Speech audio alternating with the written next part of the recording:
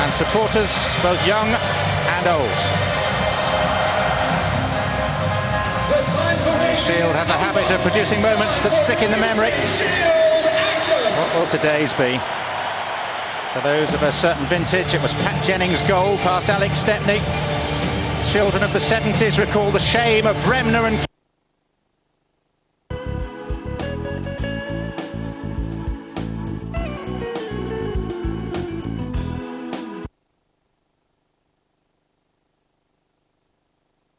hugely impressed with Kevin O'Neill at full back last week, and again he'd need to be on his best today if he is to mark Michael Cusson. In the half back line,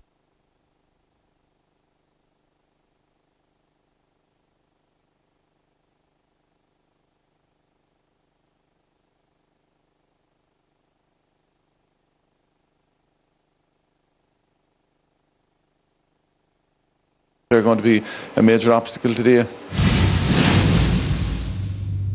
We've got ourselves a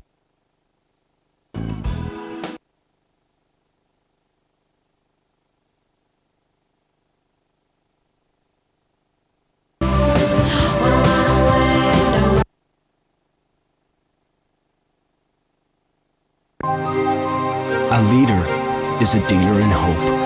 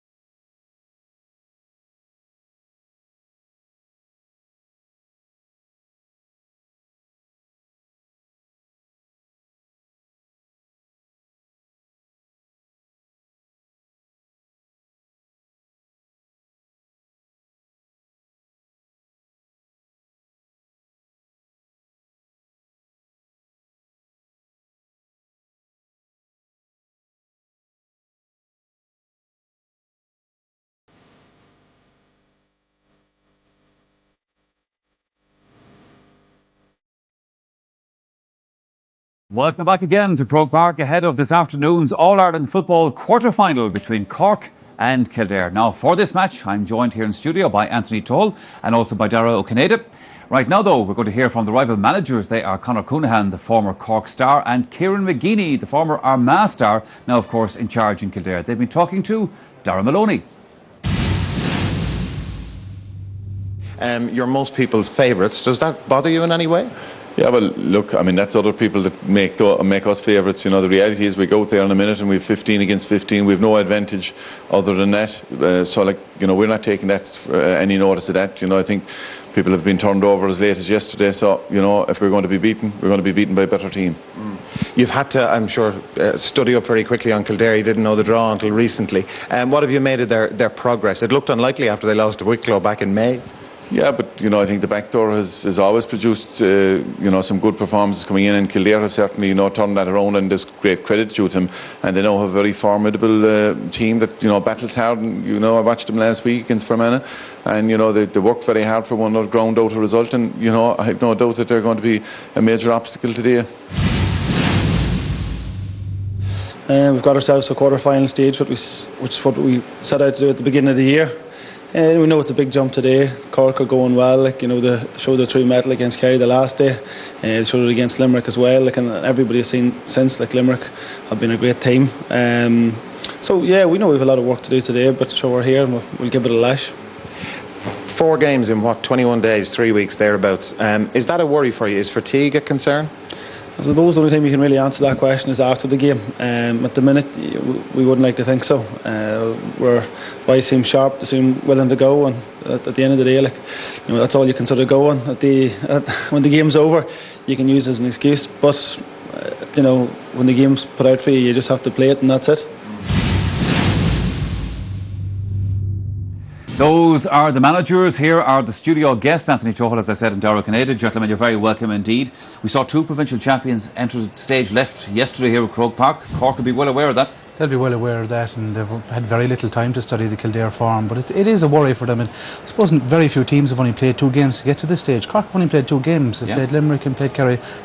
Poor enough against Limerick, very impressive in the second half only against Kerry, who we know were off colour that day and missing a few regulars. So they'll be on red alert today coming into today's game. It's not a great position to be in. But no, red alert in every sense, Anthony Tohal, and also taking into the account that they're missing 2 players here. There's been a couple of late changes in the team.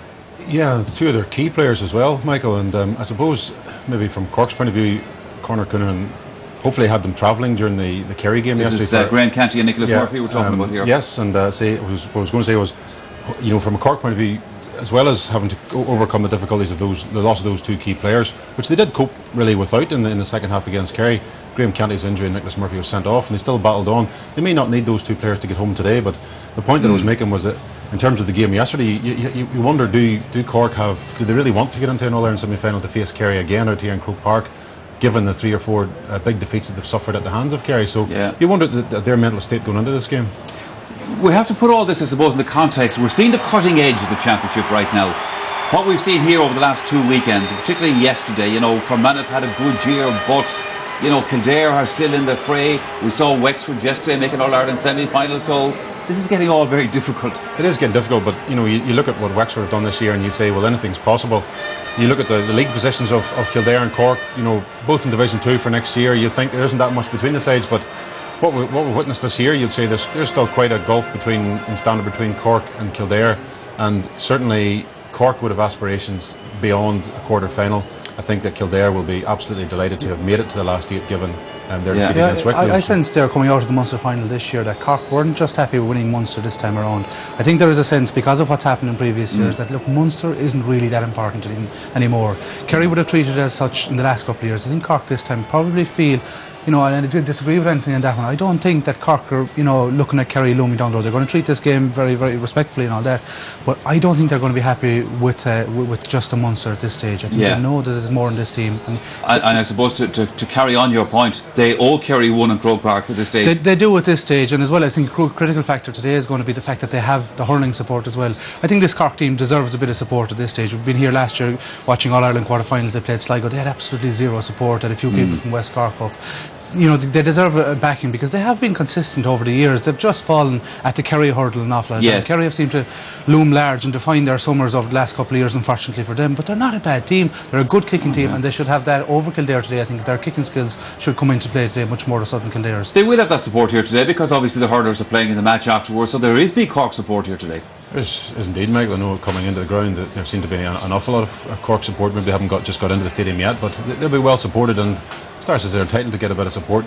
Cork have repaid. I've made a big issue this year of the strike at the start of the season, and how Cork, in my opinion, have owed a debt of gratitude to their supporters, and they repaid a bit of that in the Munster final. And it's good to see the Cork fans here in numbers to support their team today, and I've no doubt that that's still in the minds of those Cork players. They still feel that they owe something to their fans for the way they backed them earlier on in the year. No better way to do it than out here on the pitch at Croke Park. OK, it's time to take a look at how the teams line out for this afternoon's match. We're going to head across now to the commentary box. We're going to hear from Martin Carney, and first we're going to hear from a man, when I turned on the television bright and early this morning, there was Dara Maloney. He's here at Croke Park for this match. On the Olympics this morning, Dara, how are you bearing up? We're still here, Michael. Yeah, we're grand.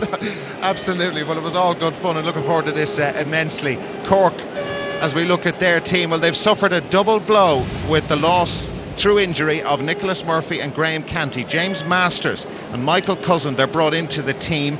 Murphy will not be fit enough, we're told, to come on as a substitute. Graham Canty may appear if required this afternoon. Now, moving on to Kildare. They've had quite a journey in this qualifiers campaign that brought them to today's quarter-final. Ken Doherty, he's back in their team. He missed last weekend's qualifier win over Fermanagh. He's recovered from that hamstring injury. He replaces Gary White. Ronan Sweeney and Anthony Rainbow, they're on the bench, along with Darryl Flynn and Mickey Conway, who both came on against Fermanagh last week. Now, Martin Carney is here alongside me. Martin, let's have a look in greater detail at the Cork 15. We'll talk about those changes in due course. Alan Quirk, good year? Well, he's had a good year so far. He'll be keen to kind of not replicate what happened here in the All-Ireland final last year. And he's a very good full backline in front of him. Diarmuid Duggan, I thought, will try to build on this display that he had in the Munster final. And Anthony Lynch on the other side offers great stability. What are your thoughts now on this half back line? Well, I think you have a very forceful centre half back in Ger Spillane, and Brian O'Regan, I thought, again in the Munster final was outstanding, and Kieran O'Connor, I think, has benefited from his move to the half back line. Now, Graham Canty gone out of midfield. Michael Cousin, we've put him there, but it may well be Pearse O'Neill who actually plays there. Yeah, well, Pearse O'Neill, I keep going back to the Munster final, had an outstanding game on Dara O'Shea there, and Alan O'Connor has given him great support. And then into the half forward line? Well, the half-forward line, I mean, it'll be interesting to see who makes it up, but clearly I think James Masters may end up out there. Shawnee Bryan is a great workhorse, and maybe John Hayes will move out into that area as well. When you look at the Cork team, you look at the scoring forwards and the scoring power that they have, and 3 good scorers here. Well, the main scorer that I would see in there actually is Donald O'Connor. I'm very impressed with him. Daniel Golding is also outstanding, but O'Connor at full forward, if he gets a good supply of the ball, is capable of wreaking havoc, to be honest about it. Now, Kieran McGeeney's team. Enda Murphy was Christy Byrne's deputy for a long, long time and has been out of the team this year, but they're back in. Well, certainly he earned the spurs. If he had to do that last weekend with a wonderful 54th minute save against Fermanagh, he's been very, very good. And again, in front of him, I was hugely impressed with Kevin O'Neill at full back last week. And again, he'd need to be on his best today if he is to mark Michael Cousin. In the half-back line, 2 wing-backs who like to get forward. Mick Foley has been very impressive this year. Yeah, back from injury, very steady in the middle. Both Bolton and Mark Scanlon on either flank actually, again, are very adept at getting forward. And then midfield, well, 2 very experienced campaigners, aren't they? Yeah, I thought last weekend Dermot Earley gave an exceptional performance. Like, he inspired and drove the team on. Now, Killian Brennan's tired somewhat as the game went on, but again, when he was on, he was very influential. And James Kavanagh in that half-forward line, a player who's improving every game. Padraig O'Neill has had a good year for them. Yeah, both young lads. Again, a young, vibrant half-forward line, plenty of energy. Kavanagh is adept at taking scores. Pearse O'Neill works very hard, and Callaghan will drift back into his own back line quite a bit. And their scorer-in-chief, one of the top scorers in the championship, Johnny Doyle. Well, Johnny Doyle, without him, I think they'll be going nowhere. Again, 121 from championship this year so far. Ken Donnelly has been brought in to play at full forward, but the guy on the other side has impressed me really, and that is Alan Smith from the under-21 team this year. A more than useful footballer. Martin, thank you. Back to you, Michael. Dara, thank you indeed for the moment, and further to that rundown on the team lineouts, we're going to hear from Anthony and Dara in relation to the teams. Now, Anthony has been studying the Cork form. And particularly, Michael, I'm looking at Cork's attacking options. You know, if we look at last year, 2007, they were doing a lot of their points were coming from fisted points where they had to make hard yards. But this year, the Daniel Goulding is a player that we noted at the start of the season. We expected a lot of big things from, and he's certainly delivering that, giving them options in attack. And Donald O'Connor has blossomed into a tremendous footballer. He's able to kick points off right and left foot from distance, and he's given them a real option up front. And if that isn't working, they have the luxury of a very, very strong bench. And we saw the influence that Michael Cousin had when he came on against Kerry in the second half of the Munster final. And he's a handful for anyone. I know he's maybe not as silky as Kieran Donaghy is, but he's an absolute handful of the mark given his height. And James Masters, who was a player who kind of almost carried the Cork forward line in previous years, he now finds himself on the bench, but he's a good option to come in. And you also have Fenton Gould, who's able to come in and kick scores as well. So I think Cork have certainly got a lot more options in attack this year than they had in previous years. Now here come Kildare. We'll come to your look in just a moment, but before that, just looking at the Kildare lineup. One of the things about it is, and I suppose Joe Bergen proved this again yesterday when he went in for Galway and scored a goal. The old traditional game, they kick it up in the air into the goalmouth, isn't a bad one sometimes. It's hard to beat. It's amazing when you look at teams when they're panicking it towards the end. They all go long. So if it's worth doing in the 70th minute, why not do it right throughout the game? Okay, you're going to give the ball away. I think the big cardinal sin with most managers these days is they don't want their players to give possession away. And as a result, the result being that players are playing with a bit of fear and everything like that. You know, it's the full forward option is huge, and it should be used an awful lot more. However, you're looking at Kildare for us right now, and I suppose it's the Kieran McGeeney approach, because I said he was a rock solid defender for Armagh in his time. Tried to bring a bit of that to Kildare. It took a while for them to sort of buy into it. Well, they seem to have bought into it. Certainly in the last 2 games they only conceded 6 points from play against Limerick, 4 points from play against Fermanagh, and hard work and tenacity in defence has been the key there. Here they are putting pressure on the ball high up the field, and I think this actually ends up in a Kildare score. You know, Kevin O'Neill was very impressive at full back the last day, and he covered himself fairly well. And we have O'Flaherty there as well, Morgan O'Flaherty. He's quite a good player in the corners. They apply pressure high up the field, and I saw them in the league against Kerry, and they have this little drill going where they manage to kind of block the runs high up the field. Here we have the zone defence we see here, and Kevin O'Neill making a fantastic block on Sean Doherty. They finished defensively very strong. Hard work has got Kildare to where they are at the moment, and hard work is going to get them few results as well today. They're putting pressure on the kick, so you have to be a good kicker to kick a point against Kildare, because there's pressure on every kick, even against Fermanagh last. There's pressure on all these kicks, and they're quite solid at the back. They might have a bit of trouble with the Cusson option inside full forward. Most teams will, but they get back in numbers. They play for each other. Hard work has got them to where they are today, and hard work is going to get them a certain distance as well today. Looking through the team lineouts there, we're talking about the Kildare midfield. Now, the last day out, we were wondering, the two lads, Killian and Dermot Early there at midfield, would they have the legs for it? They're a little bit long on the tooth, I suppose, as footballers these days. Dermot Early was the man of the match. Dermot Early had a fantastic game, and what you said earlier on, that we expected Killian Brennan to tire, and they have Darrell Flynn to come in. He's come in a number of their games, and he came in the last day and scored a great point. So Kildare certainly have options in midfield, and they'll need another big performance from their midfielders today, because we expect Pierce O'Neill to slot into midfield. He had a massive game against Kerry in the Munster final. Excellent player. So Kildare midfield have to be on top of their game again today. It was Pierce O'Neill doing all the crucial big moments in the Munster final. Cork could get a score. Next kick out was Pierce O'Neill. It's unusual to see Darragh O'Shea so subdued. Pierce O'Neill played Darragh O'Shea his own game the last day, bossed him around the place. So he's a big player for Cork. Okay, lads, we're going to take a break here on the Sunday Game Live. We're back with the start of Cork versus Kildare straight after that.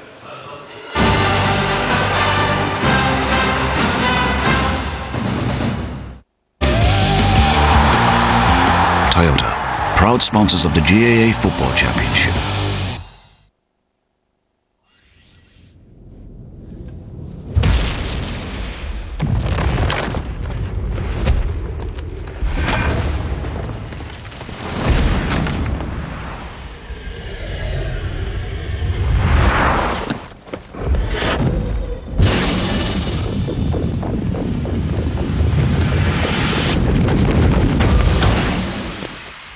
Guinness, Hurling Cubed. Register your team at Guinness.com. Hi Tom, heartburn again? Take a Pepsi 2 tablet. Just one's enough. Pepsi 2 is unique because it works in two ways. 1, it can remove the burning pain in just 2 minutes. 2, it keeps working for up to 12 hours. Pepsi 2's unique two-way action for heartburn relief. Feeling better already? Oi Tom, one tablet and it's still working? Tom? Pepsi 2, one tablet, 2 minutes, 12-hour heartburn relief. If you can keep your head when all about you are losing theirs and blaming it on you. If you can trust yourself when all men doubt you, make allowance for their doubting too. If you can dream and not make dreams your master. If you can think and not make thoughts your aim. If you can meet with triumph and disaster and treat those two impostors just the same. If you can fill the unforgiving minute with 60 seconds worth of distance run, yours is the earth and everything that's in it, and which is more, you'll be a man, my son. Vodafone. Make the most of now. This summer, one family will be back in business. Hey, mummies, they never play fair. Brendan Fraser, Jet Li, The Mummy, Tomb of the Dragon Emperor. What prepares a top athlete for the moment of truth? Lucozade Sport helps maximize fluid absorption while delivering fuel to the working muscles, improving top athletes' endurance. Lucozade Sport, proven when tested.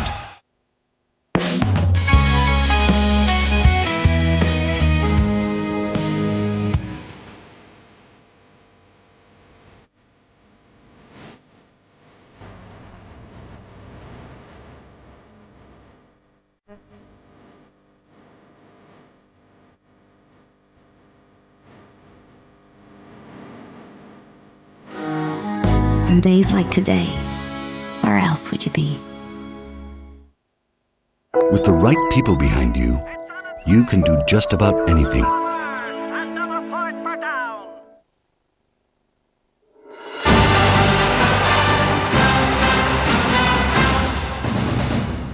Back here at Croke Park, it's almost time to get into the action between Cork and Kildare. Pat McEnany, of course, the referee for this match, Darragh, he should let things flow along nicely. The best in the business by a country mile, I would say, and he mightn't go according to script, with the GA rulebook and all that, but he applies a lot of common sense, and he's one of the fantastic referees, and one of his big bugbears is this checking of runs, so we should see hopefully very little of that today. Yeah, well, he's the man in charge, and there he is, and of course he's a very familiar figure to us all on big championship days here on Croke Park and elsewhere.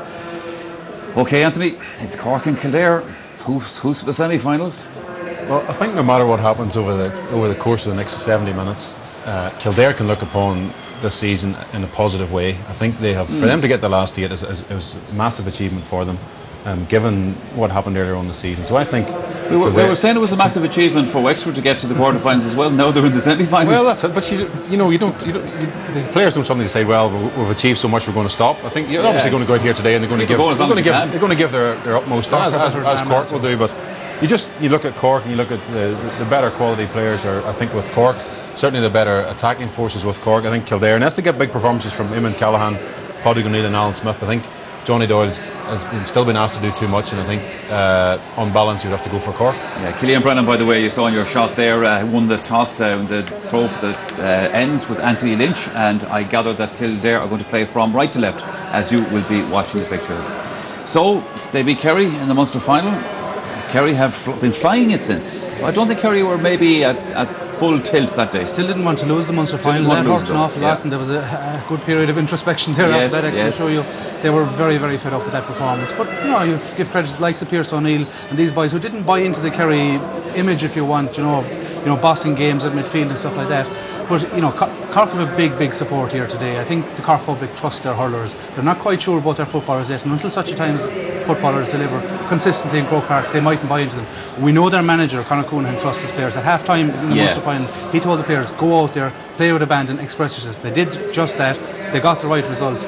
Here today, I expect their superior kicking skills to be the difference here today. I think they're a fantastic team. I expect them to win, but not by a huge margin, because Kildare are not set up to take a drubbing today. And that's Anthony Lynch there, their captain on the day, of course, here today. What Darragh said there, Anthony, is very, very true. At half-time, I suppose, in that match down at Porky Keeve, you couldn't see Cork win the Munster Championship. No, you couldn't, and Cork fans would have been forgiven if they had went home, especially the conditions that day. But when a game looks as if it's beyond you completely, you just throw complete caution to the wind, and you just throw everything at Kerry, and that's what they did. And fortunate for them that Cusson had such an influence that day.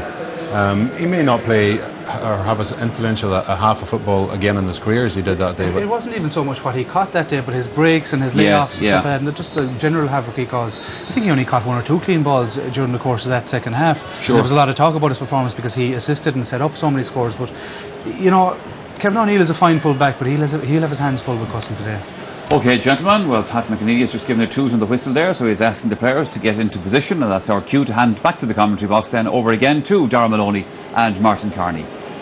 Thank you, Michael. Well, the weather in this country is truly remarkable. Clouds overhead now. We had sunshine out about 5 minutes ago, and, well, we hope we are wrong, but there may be some rain between now and the end of this game. There will be a minute's silence now in memory of Colin McGrath, the former Cork footballer who passed away earlier this morning. In 1952.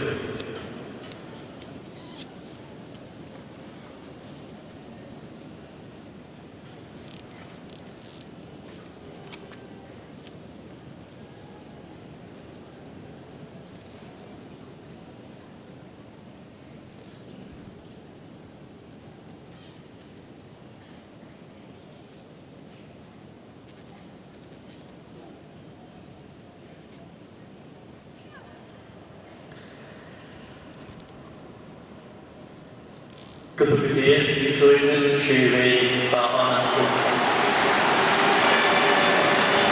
if you were with us last night, you will know that this playing surface took an incredible amount of water with that monsoon we had here last night, and well, with miles and miles of drainage pipes underneath on that system underneath that pitch, it's drained remarkably well, and the surface is in great nick. Yeah, it's a great tribute to the people who put the pitch down and to the actual workforce that kind of spent here until 11 o'clock last night getting it ready, and they were on the pitch this morning cutting it very early. You know, when you think of it, you had 65 millimetres of rain it came down here in Dublin yesterday, and to have it in such pristine condition today is a great tribute to everybody who put the pitch in place. And indeed to the team of people who, I'm sure, were working around the ground last night, because that was one of the big concerns, that people would not be able to get here safely.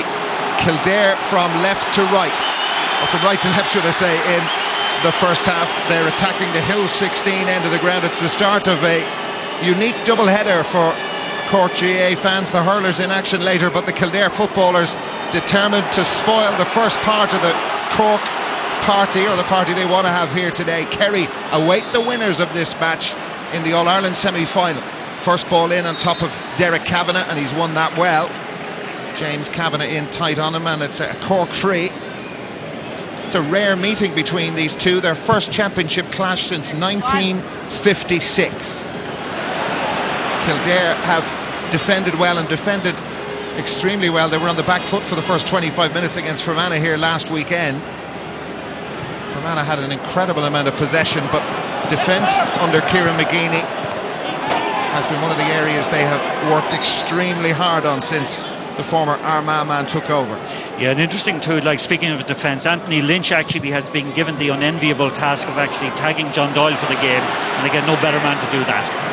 Dermot Early for Kildare. This is Andrew McLaughlin. There's a lot of newish faces and names on the Kildare team. Andrew McLaughlin, when he gets the chance, loves to come forward. That's Ken Donnelly, number 28.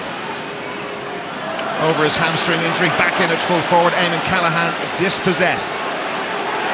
Alan O'Connor. Kildare will have possession from this.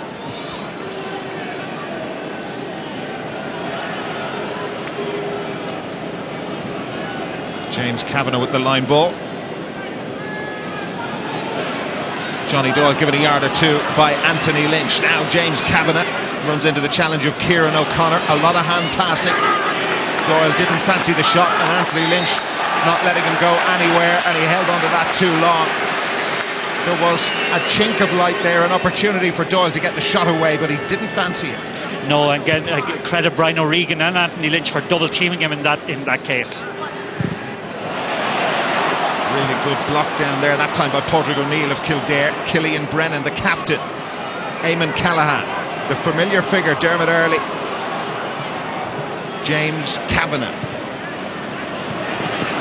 Up in towards the under-21 man, Alan Smith. Donnacha O'Connor and Mick Foley going for that. The decision has gone Cork's way. Yeah, good call actually. Again, the ball came off Mick Foley that time. James Masters. Here come Cork with Brian O'Regan. Donnacha O'Connor. O'Connor colliding with Eamon Callaghan. Brian O'Regan, James Masters, that trusty left boot, he struck that well. It's going to drop short though, in towards Cousin, who had such an impact on the Munster final, and that's a big moment for Kevin O'Neill, the Kildare fullback. Cousin seemed to be in pole position to take that, and Kevin O'Neill, he knows he's going to be under pressure against the giant Cork forward, but his persistence paid off, and he's won that first battle between the two. Yeah, great play that time by Kevin O'Neill. Shows great determination and winning a 40-60 ball, again putting a marker down to Michael Cousin, something he'll have to do right throughout the game.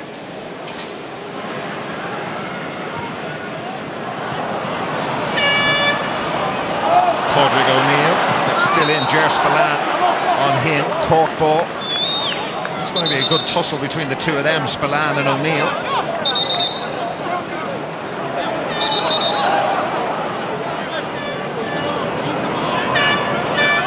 Pat McEnany just laying down the law to one of the Kildare men.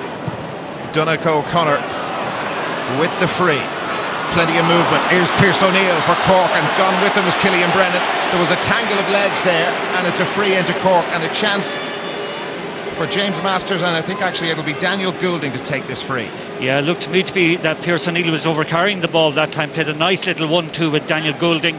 Pat McEnany in his wisdom figured it was a free in instead, and this gives an opportunity now to Daniel Goulding to open his account.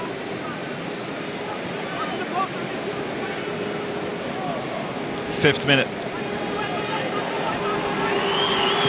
And Goulding, no trouble at all to the Cork free taker. They go in front. Yeah, just a word actually on the wind. It's very windy here early on this morning in Dublin, but it seems to have abated somewhat in the last hour or so, and it's difficult to see who it's favouring at the moment.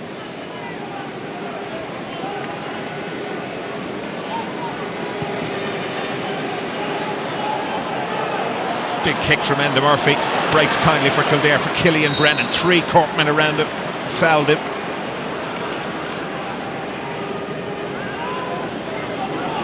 Eamon Callaghan with ball in hands. James Kavanagh. Picked up by Kieran O'Connor.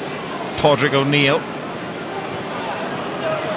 And O'Neill taking Ger Spillane with him, and that's for Johnny Doyle. And Lynch happy to see that sail out and wide. 121 he scored in this year's championship. Yeah, and again, it's quite clear who they're trying to isolate there. They're trying to get Johnny Doyle in a 1-to-1 situation with Anthony Lynch, but again, ball going out to the corner isn't favouring Doyle. If that ball was directed more into the middle and with Doyle making his runs from the side, it would be more to Kildare's advantage.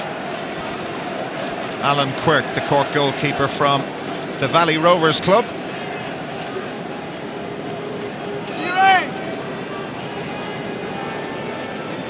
No Graham Canty or Nicholas Murphy for these Cork kickouts, and Dermot Early there for Kildare. Eamon Callaghan trying to get to the break, and he has it for them. Mark Scanlon moving ahead. There was a clear jersey pull there by Donncha O'Connor, but it was on the blind side of the referee, not noticed. Ger Spillane pumping that high. Cousin time again. 2 Kildare men around him. Coming in quickly, Shawnee O'Brien, and that Kildare defence, that's 2 big high balls that have gone in there, and by hook or by crook they've managed to repel Cork.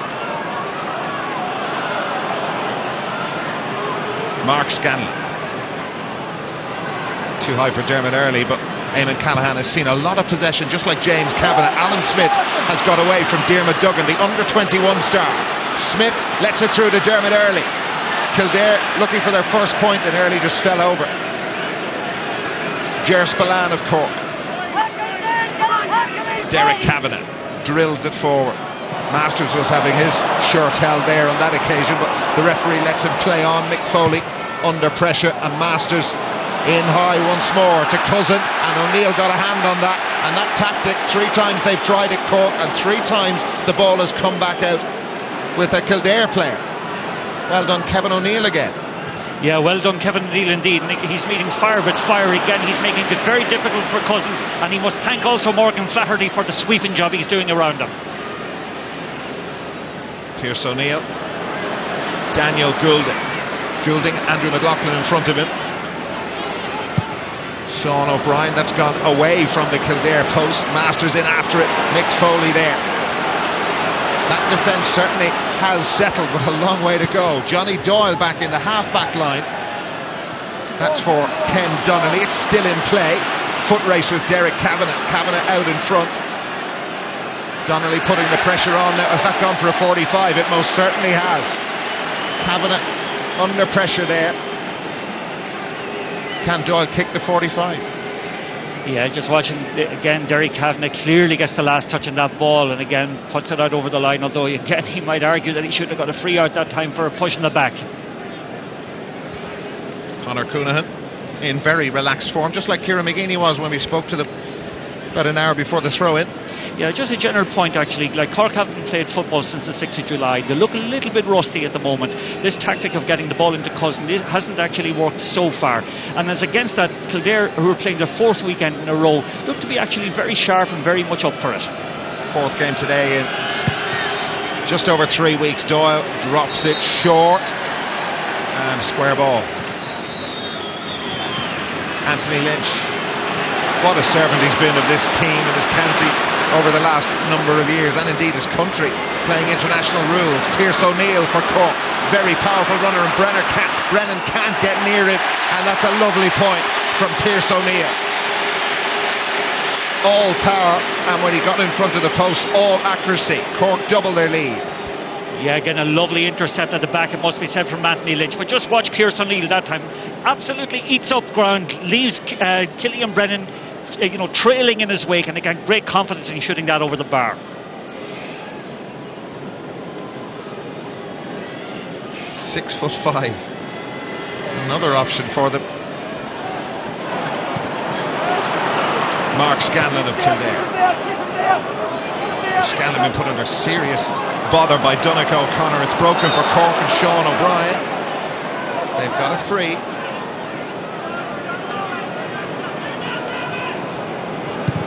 O'Connor takes it. Cousin went near, and drifting away is John Hayes. Hayes for Cork! What a goal! Michael Cousin that time was the decoy, and John Hayes just peeled away from the last man, who I think was Morgan O'Flaherty, and the finish was calmness and coolness itself from John Hayes. Well, that was absolutely sublime, perfectly right. Cousin was the decoy, went out, caught the Kildare defence off guard, and John Hayes showed remarkable composure in a difficult situation over on the side, kept the ball down. Enda Murphy tried his best to narrow the angle. That's a superb finish and a very, very well worked goal. And you know what, we thought the Kildare defence had settled well, but this is the scoring power and the scoring threat that Cork have. 1-2 to Kildare's no score. Dream start for them. Yeah, but again, credit to their management team, who probably worked in that long ball into the full forward line. Everybody thought Cousins was going to be the target for it. He just drifted out, left the space behind, and again Hayes anticipated the ball over the top, read it very well and finished expertly. Alan Smith just letting that drift over his shoulder. He's managed to keep it in, but there was nobody in white waiting in there, only the red and white of Alan Quirk, the Cork goalkeeper. Donegal O'Connor comes for that little push from Mark Scanlon. O'Connor, it's a very clever ball. Shawnee O'Brien. James Masters. Again drifting it up the corner, back out in front, and behind him was John Hayes, and Hayes shoots for the point and gets the point. Morgan O'Flaherty caught again there, the Kildare right cornerback. Yeah, again, it's very much Route 1. Again, a good hoovering up of the broken ball, in that case by Shawnee O'Brien. Gives it to James Masters. It's quite clear at the moment that John Hayes has the beating of Morgan O'Flaherty in the air. Cork have recognised that, and again have punished the Kildare defence with a very good score. Just entering the 13th minute here. Kildare still yet to score. 25 odd minutes it took them to score against Fermanagh last week, and they need one to settle things down. Mick Foley. Ken Donnelly comes looking for that. That's out of play. Yeah, I suppose it's the one start that actually Kildare didn't need, for Cork to go 6 points up on them inside 12 minutes or so. Again, leadership is needed now at around the middle of the field. Dermot Earley provided that last weekend. He needs it now, and others need to step up to the plate actually to bring Kildare back into the game.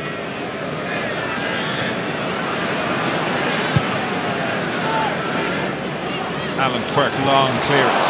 Emmett Bolton is the Kildare right half back, and there's some space there for Bolton.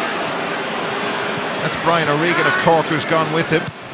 Bolton drops it short and straight into the arms of Alan Quirk. And Cork, well, confident in front of their own goal, took a few risks with that. Alan O'Connor and Sean O'Brien of Nemo Rangers. Now Kevin O'Neill read where that was going.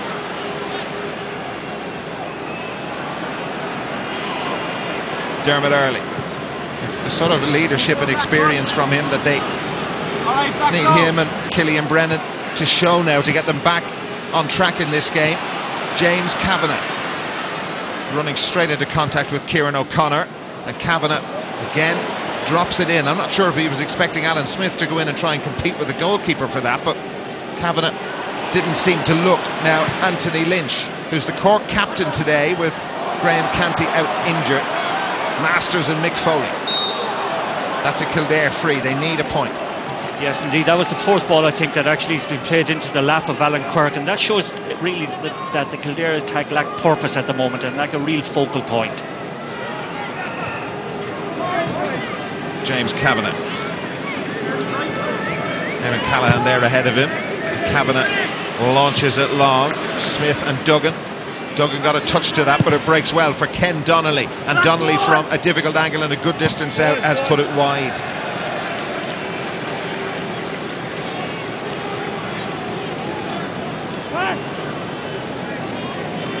Well, they've travelled in great numbers today, the Kildare supporters,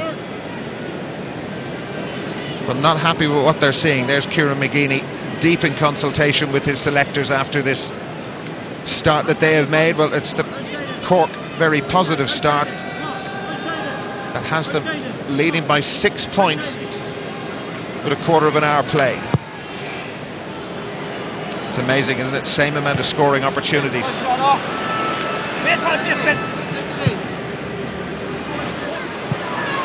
James Masters, one of the many reasons they're leading by 6. Masters on his right boot. Oh, and Cousin in there, and another goal.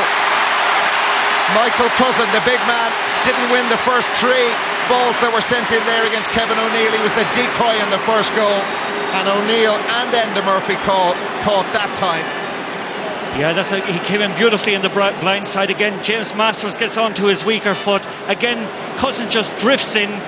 Kevin O'Neill loses concentration just for that fatal second, and again Cousins gets his touch to the ball, and there's Cork's second goal. Very good score, but certainly Kildare are in trouble all over the pitch. They certainly are. All 6'7" of him. That's Emmett Bolton, who is struggling. Yeah, a lot of them are struggling at the moment. Yeah. Certainly this little break in proceedings, I think, will be quite welcomed by Kildare. They need to regroup at the moment. They need to get, again, winning the breaking ball around the middle of the field. The middle of the field is a barren area for them at the moment. I thought myself that Kevin O'Neill started off very well at full forward, but in the last 2 occasions that the ball has gone in towards Michael Cousin, certainly it is the Kildare defence has been in all kinds of trouble. Dermot Earley helps that on. The loose ball picked up by Anthony Lynch. James Masters. Michael Cousin bringing Kevin O'Neill out the field. Masters out in front beautifully. Daniel Goulding on that trusty left boot, but it's let him down that time. Andrew McLaughlin, you have to give the corner back credit. He did put Goulding under pressure. This is a nightmare start for Kildare, and they're making double change. Mark Scanlon is going off, and Gary White, who was the captain of their All-Ireland under-21 team, the team that got to the All-Ireland final, he's on wearing number 14. And they're also bringing on Darrell Flynn, and Killian Brennan is his replacement. That's happened a fair few times in their championship campaign, with Flynn replacing Brennan, but rarely has it been this early. Midway point in the first half. Kieran McGeeney had to change things, and he's done so. Let's see what sort of an impact these guys make. White in the half-back line. James Masters. That's Kevin O'Neill in front of him. Shawnee O'Brien. And O'Brien foul. Danger from a Kildare point of view. When Cork at starts like this, they can really play ducks and drakes with you. There's no real pressure being put on them out in the field. There's more discipline in the tackling needed. They can't afford to concede frees like this or fouls against Cork like that. Again, this is a very, very soft place kick.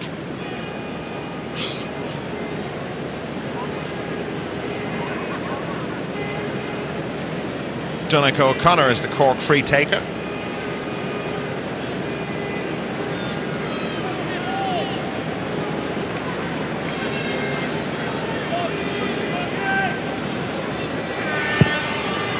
O'Connor strikes it wide. Yeah, again, when they have a period of ascendancy like this, they'll need to really build it in the scoreboard. I know 9 points is a good lead, but at some stage in the game, Kildare will come back into it. Like yesterday's game, Armagh had that period early in the game against Wexford, didn't build up a decent score, and as a consequence, suffered at the end. Yeah, you got a brief glimpse of Johnny Doyle there. They haven't been able to get the ball to him in the right areas. Dermot Early, it's broken away. Mick Foley, all spread out in front of Foley. Now James Kavanagh out in front of Derek Kavanagh. Now he's taking a fair bit out of this, and Kavanagh trying to take it from him. Alan Smith just drifting away, the number 13. He wanted that played to his right hand side as we look at it, but instead it was played in short and low, and Smith couldn't get to it. Ger Spillane of Cork. They repelled that Kildare attack pretty easily. That's a loose pass. Here's Darrell Flynn. 20 minutes almost without a score. Eamon Callaghan can change that now, and he's done that. Eamon Callaghan opens the Kildare account after 20 minutes, and that was badly needed.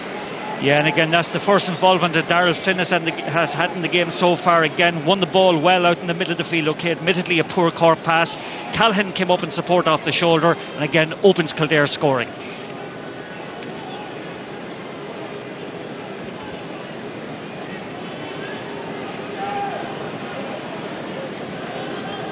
They could do with racking up a few without reply, just to build the confidence that was battered by that excellent Cork opening. 2 goals in the first 16 minutes from John Hayes and Michael Cousin.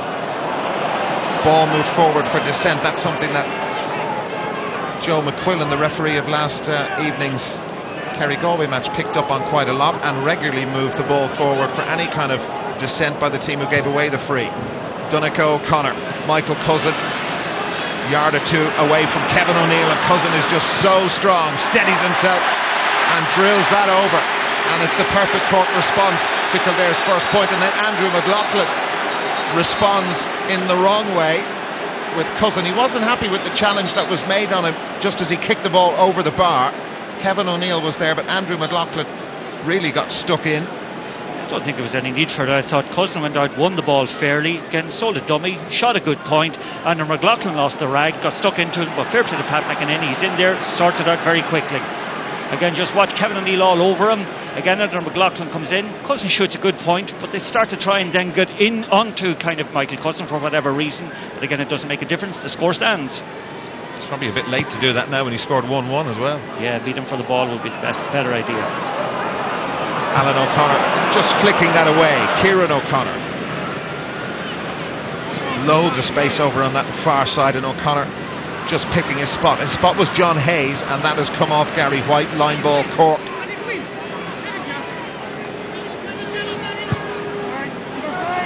For Shawnee O'Brien. Morgan O'Flaherty caught out. Shawnee O'Brien has it. 2 players waiting for the pullback, and that has been pulled wide by Shawnee O'Brien. Cousin and I think Daniel Goulding were both drawn back out the field, looking and screaming for the possession. O'Brien put his shot wide. Yeah, he won the ball very well, it must be said. But again, Cork have so much variation to their attacking options at the moment. At times they're playing it long at the Cousins. The other forwards, Daniel Goulding, John Hayes, Shawnee O'Brien, Donncha O'Connor in particular, are working very hard off the ball, and the short ball is always an option for them. Third Kildare substitution about to be made by Kieran McGeeney, with Michael Conway ready to come in. Donncha O'Connor. Oh, that was thrown, according to the referee, so a free to Kildare. Yeah, that's well spotted actually. That was thrown. There wasn't a clear striking action. There's a lot of that going on, and players getting away with it at the moment. Padraig O'Neill for Kildare's second point, but wide. Third wide for Kildare. Yeah, just watch it here again. There's not a clear striking action in that case. Again, it's shoveled like the left hand that the ball was in, actually. You know, both hands are moving simultaneously. And for that reason, Pat McEnany is within his rights to actually disallow the pass. That's Michael Conway. Padraig O'Neill has gone off, and Kieran McGeeney performing pretty radical surgery on his team after 23 minutes, but he has to do it with the scoreboard and the score line the way it is at the moment. Here's Anthony Lynch. They're all dying to attack at the moment, the Cork players, and Lynch just lost control of the ball. Picked up there by Michael Conway, fouled on the way out. Eamon Callaghan.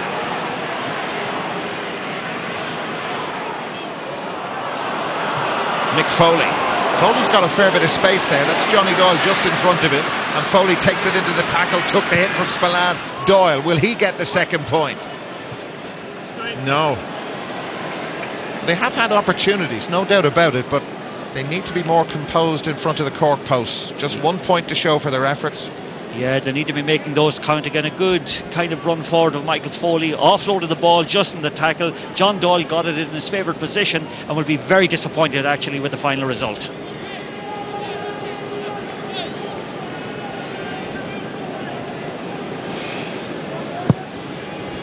Ronan Sweeney has the tracksuit top off, down and warming up on the line for Kildare. He may well be about to come in the next few minutes. Sean O'Brien. Derek Kavanagh, a little bit of protection there from Ger Spillane. Kavanagh doesn't need it. Seeking out Alan O'Connor, just had no choice but to help it on, and they've surrendered possession. Donnacha O'Connor trying to get it back. See Ronan Sweeney there to the right of Emmett Bolton, who's switched over and now playing at left half back, naturally left-footed player. Michael Conway. Eamon Callaghan. Callaghan for the angled run from Alan Smith.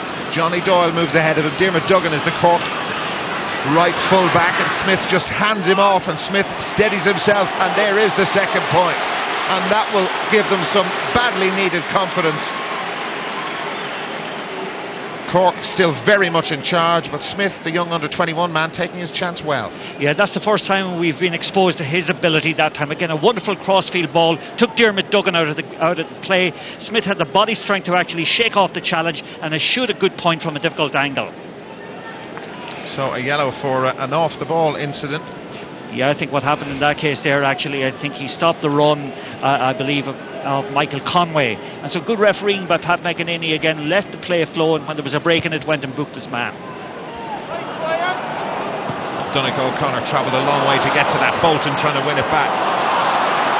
Short pull there by Emmett Bolton. It breaks well for Kildare. Callaghan calling for it far side. Bolton, well, I'm not quite sure what he was trying to do there. Was he trying to find Alan Smith, go for a goal? Perhaps should have just kicked it over the bar. Yeah, that was a good opportunity that time. Actually, Emma Bolton got him up into a situation. Again, took the ball on his left foot. Difficult enough position to take it from. Good pressure by Kieran O'Connor, must be said. But he should have got something from that opportunity. This is Kildare's fourth sub. Ronan Sweeney. Ken Donnelly's going off. Well, I don't think I've ever seen four subs being actually introduced in a Gaelic football match, without an injury happening in the first 28 minutes of a match.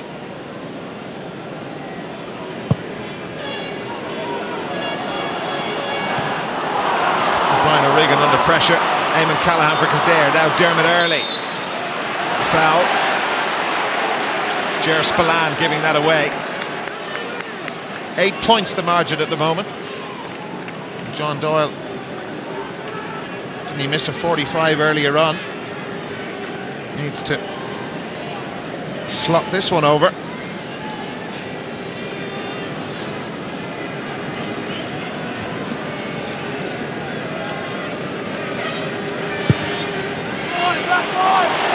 Nicely done for Johnny Doyle. 3 points their total now. Cork have been so dominant. The 2 goals coming at vitally important times for them, but it'll be interesting to see if Kildare can rack up a couple of scores without reply, how Cork will respond. Well, if they could get a necklace of scores now between now and the half-time whistle, it would give them a little bit of a foothold in the game that they badly need. Darryl Flynn. Nick Foley lets it run for Dermot Early. Early goes away from Alan O'Connor very easily too. Will this be an inspirational moment for Kildare? Dermot Early, does he like it? Oh yes, he does. And the Kildare supporters around us up on their feet, thumping the air. They're still a long way behind, but starting to get into the groove. Yeah, again, Ronan Sweeney made a lot of room for Dermot Early that time. Great running off the ball. Dermot Early, to his eternal credit, took the responsibility and again gives another, uplift to Kildare that they badly need.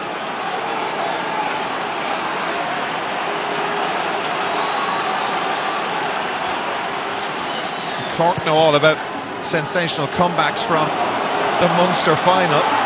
Totally in charge of this game, leading by 2-4 to a point after 22 minutes. The Kildare man in front, that was well played by Andrew McLaughlin. As the cornerback, it's all you can do, beyond the guy's shoulder at least. Here's Ger Spillane. Ronan Sweeney trying to get it back. Alan O'Connor. Measured approach from Cork. James Masters. Kevin O'Neill puts him under pressure, and Masters has replied. He really had to work hard just to get into a shooting position there. He's hurt too. Yeah, but credit the lovely, deliberate pass from Alan O'Connor that time. Again, Masters, great body strength in holding on to that ball first time, and again getting onto his favourite foot, and again shooting a good point. And just, the variation that Cork is showing at the moment. James Masters has gone in full forward because of the difficulty out around the middle of the field. Cousins now has gone to the middle of the park.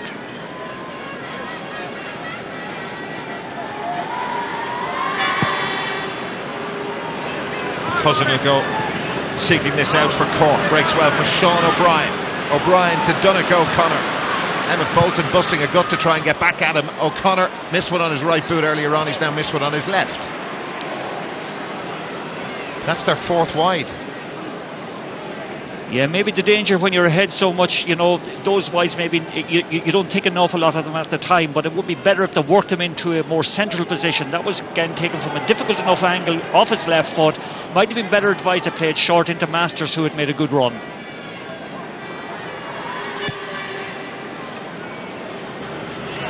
Kildare's win over Fermanagh was their first in Croke Park in 3 years. They're really going to have to go some to get a second in 3 years. Masters lets that run away. Well, he was under serious pressure from Kevin O'Neill. Corkman has possession. The two Kildare men let him back up. There's a push in there, free in to Cork. Well, I think that could have been called a moment or two earlier. Pat McEnany let that go a little bit. Gary White, I think, was using, I'm not sure who it was, as a punch bag. I felt that the call could have been made that little bit earlier.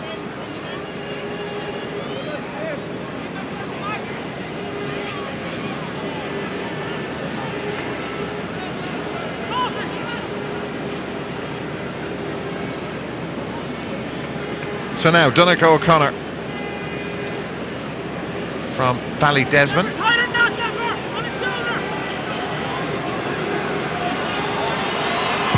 Brian Sheehan kicked one from there yesterday, and anything Brian Sheehan can do, unfortunately Donegal O'Connor can't.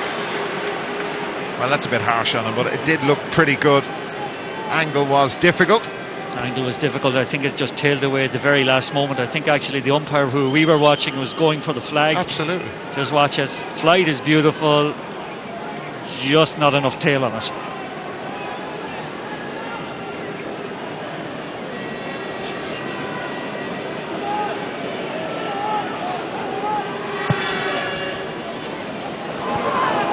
Under 3 minutes to half time. Another one against Kildare, and that's a beautiful ball in, and Enda Murphy just denying John Hayes. Hayes could see exactly where that was going. The pass in, glorious again, I think from Ger Spillane. Darrell Flynn. Brian O'Regan of Cork. Oh, sloppy. James Kavanagh. Alan Smith is free, and Smith has a yard or two on Duggan, and Smith scores for Kildare. It took them 20 minutes to get their first, now up to 5, a 6-point game again. Yeah, again a bad turnover that time from Brian O'Regan, under no real pressure, misplaced the pass to Ger Spillane, and in all fairness, again, good point. There's the Hayes opportunity, and Spillane in an attacking mode on that occasion. Yeah, I think slightly overcooked the pass, and again just went beyond the fingertips of John Hayes. Now Pierce O'Neill under it. Two Kildare men go for him. Ger Spillane cleverly switching it across to James Masters. John Hayes was there too. Masters barely had time to have a look at the post. He should have steadied himself and had a look, and that's 6 wides. Yeah, well, that's the wee criticism we've made in the last couple of moments about them. They are starting to shoot from difficult angles. Maybe just holding on to the ball, getting the sport in place might be better, it might benefit them more. Kevin O'Neill foul. Alan O'Connor can't believe the referee's call, but free stands.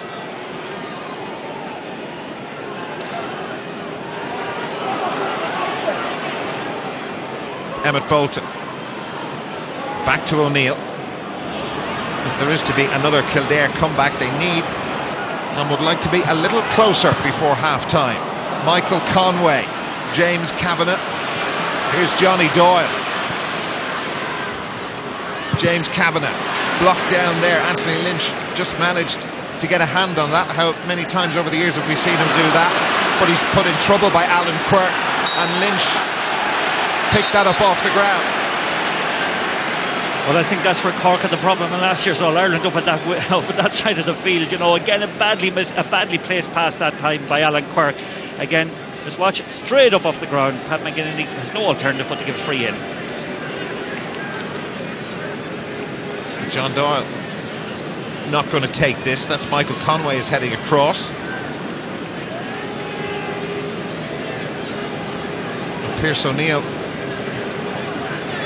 some blood coming from a wound at the back of his head. There's only 1 minute to be added on at the end of this first half. Conway, this is a big kick for Kildare. He's missed it. He missed it though on the far side, which well, free takers never mad about missing frees on the near side, but Conway needed, and so did Kildare, needed that to go over. Very much so. Again, it's 2-5 to 5 points. Again, had that gone over, you know, eaten in one more point into the Cork lead. I just feel at the moment they have got a foothold in the game, but they lacks purpose really in the forward play. They're still trying to isolate John Doyle, who is playing more or less as a centre half forward. I just wonder would it be in their interest to try him on the edge of the square. All sorts of pushing and shoving there. Not long to go in the first half, just a minute being added on by Pat McInerney.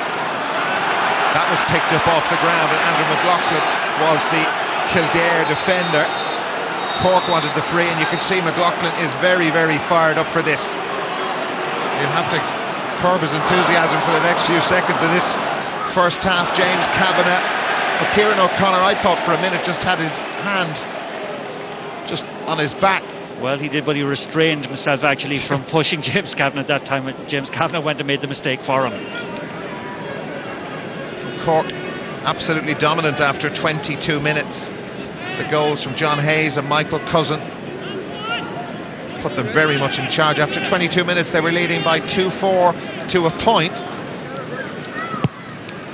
But Kildare have steadied a little bit since then, and Cork have had chances. They should really be even further in front.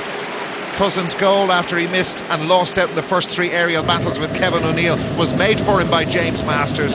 Dermot Earley has tried to keep his team in this match. Kieran McGeeney has used 4 out of his 5 allowed substitutions, and Cork in charge at half-time, but not fully convincing. 2-5 to 5 points. Michael. Darren Maloney, thank you very much indeed for the moment. Dara O'Shea and Anthony Toll are here with me. Dara Canado was with me here in the studio, and Anthony Toll. They're 6 points behind. They could have been 16 behind. It could be an awful lot worse. There was a goal chance for John Hayes there towards the end. They were 9 points down very, very early in the game.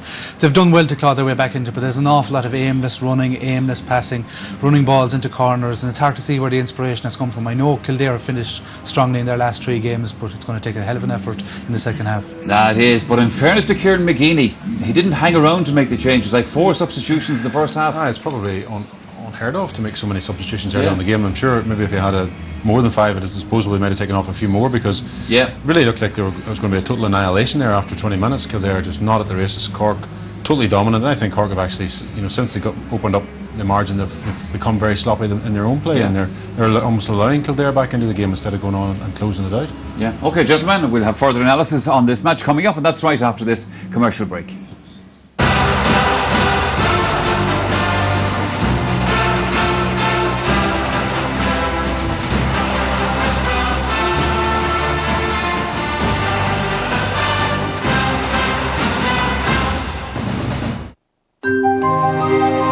A leader is a dealer in hope.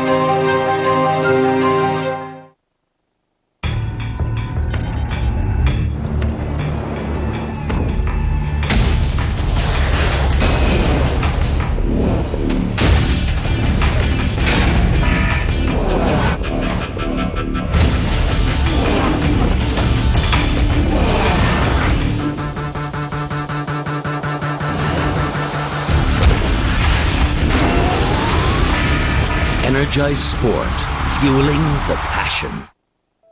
Sam. Agony. Ecstasy. How did we get here? Thurles. 1884. An idea was born. And it grew. And proved irresistible. And every match played since in the greatest football championship in the world proves one simple fact. With the right people behind you, you can do just about anything. Ulster Bank. Get the right people behind you.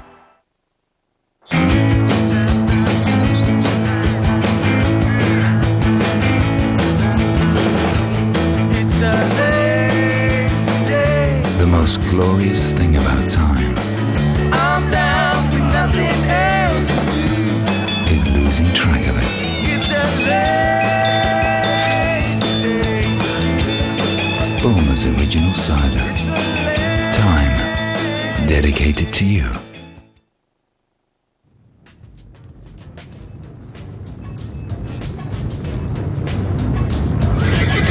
Let yourself go! Experience GAA coverage in a class of its own. From the writers that define football. In Championship, your dedicated GAA magazine, only in Monday's Irish Examiner. Toyota, proud sponsors of the GAA Football Championship.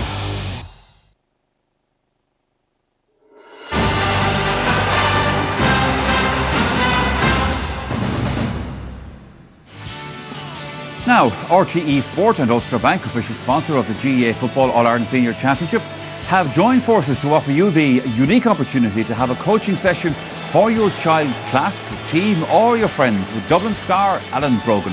Now, Alan will take a day's coaching with up to 25 kids at a venue of your choice and teach them some of the essential skills of all top footballers. The winner will also receive a GAA goodie bag for each of their team. To enter, all you have to do is correctly answer the following question. Alan Brogan's father is a former member of the Dublin football team, but what is his name? Is it Trevor, Bernard or Greg? To enter, call 1515 717 174 with your answer, or you can text COACH followed by your answer and contact details to 57111. Viewers in Northern Ireland can call 0901 293 3123. And indeed, for more details and terms and conditions, you can go to RTE Airtel page 193. The lines remain open until 12 noon on September the 1st. The winner will be announced on the Sunday game on September 21st. And in fact, for more chances to win special coaching sessions with Ulster Bank stars such as Sean O'Gahalpine and Darren O'Sullivan, you can visit www.ulsterbank.com/GAA. OK, now back here at Croke Park, we're at half-time at the All-Ireland Football quarter-final between Cork and Kildare. Cork leading 2-5 to 5 points. Anthony Tuchel and Darragh Canada are here with me in studio. The goals came thick and fast for Cork, Darragh, in that first half, and John Hayes getting the first of those. Yeah, and I suppose the finish was excellent, but I suppose what's crucial here is that Michael Cusson had been targeted with the 3 balls before that. I think the expectation was that he would again. Cusson acts as a decoy here, and Hayes does really, really well. Real clinical finish there. You know, he had a bit of work to do.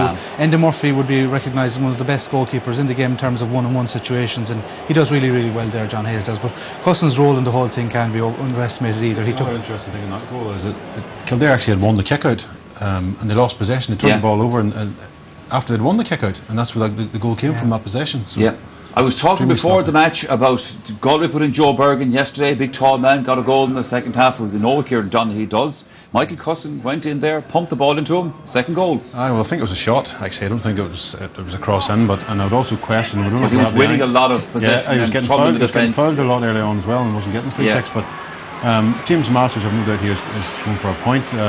Question whether Michael Cusson's in the square before the ball. He's virtually nearly on the goal line when he palms us in. It's a lot of yards to make up in a short period of time. I know Michael Cusson probably is about 6 yards tall anyway, so he could just stretch out one of those big arms and he'd be okay. But maybe lads will look at it later on. But once the 2 goals went in, they opened up 9-point gap, and really that has set the tone. And Kildare have really been chasing respectability ever since. Cousin has gone outfield now, though, and I know he's done well outfield. He's won 2 clean, but it's the real case. If it's not broken, why try and fix it? Yeah, he was just after kicking a great point. The next thing he moves outfield, but Conor Coonan probably knows better than us. Fair enough. Kildare, I suppose, apart from the trouble they were in the defence, they were causing a lot of their own problems with just wasted possession. It's a feature of their play. In the last couple of games, they're kicking balls into corners, and even if they do receive the ball in the corner, they have an awful lot of work to do. Here we have Mick Foley just going forward, kicking it into corner. I suppose the fact that they don't have a full forward focus that we've just spoken about, maybe that's why they need to kind of give more than a better, maybe a 60-40 ball to small corner forwards. James Kavanagh here going forward as well. It's aimless, and it's 3 solos there without looking up. The last day here, they were doing the same thing in the first half. They actually played football in the second half. And it's interesting as well, we talk about an outlet. They have no real genuine outlet in their full forward line. Alan Smith has been their best player in the half, and you have Killian Brennan who was struggling with the pace of the game, struggling to keep up with Pearse O'Neill. They could have thrown him in full forward for 10 or 15 minutes and bombed a few in on top of him. That would have given them some other direction, but they chose to call him ashore, which was maybe a bit of a surprise. Were you surprised with that? Yeah, well, Darryl Flynn came on the last day after an hour and did really well, and you can't fault for Kieran McGeaney. He's gone for Croke now. Yeah, but it's not so much the midfield. It was trying to get an outlet get a full forward line. He's crying out for it. It is, John Doyle is usually, I suppose, their outlet. Alan Smith is today, but they're all low balls that, like Tommy Freeman was on, and you're going to have to put it in front of him. On score-wise, they're surviving on crumbs. I mean, Dermot already got 1 fantastic point where he won the possession in the middle of the field, but it's all few and far between. You're going to depend on Dermot Early, a bit of inspiration straight through the middle. He decides to take it on himself, and in fairness to Early, he did it the last day as well. He sees there's nothing on here. He does look up here, but he goes for it, eats up the ground in front of him. I think Ronan Sweeney does well here as well to draw his man away from him. A fine finish by Dermot Early, but that kind of score, that's what they're depending on. All individuals. They do not look like a team that's capable of scoring a goal, which is a massive concern. They got a goal against Cavan just right at the death. A goal against Limerick quite late on in the game. We've seen that your oppositions are after scoring 2 in the first half. Okay, the second half of our football quarter-final that's coming up after this commercial break.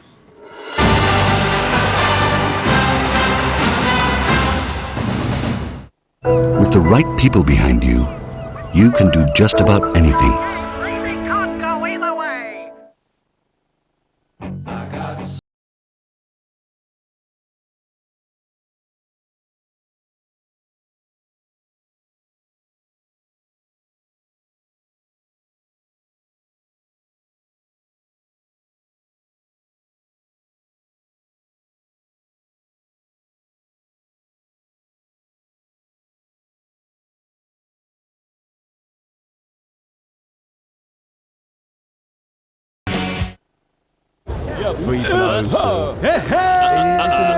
Next time you're looking to place a bet, think Betfair. Betfair punters match bets against each other, and up to 5 million bets are placed every day.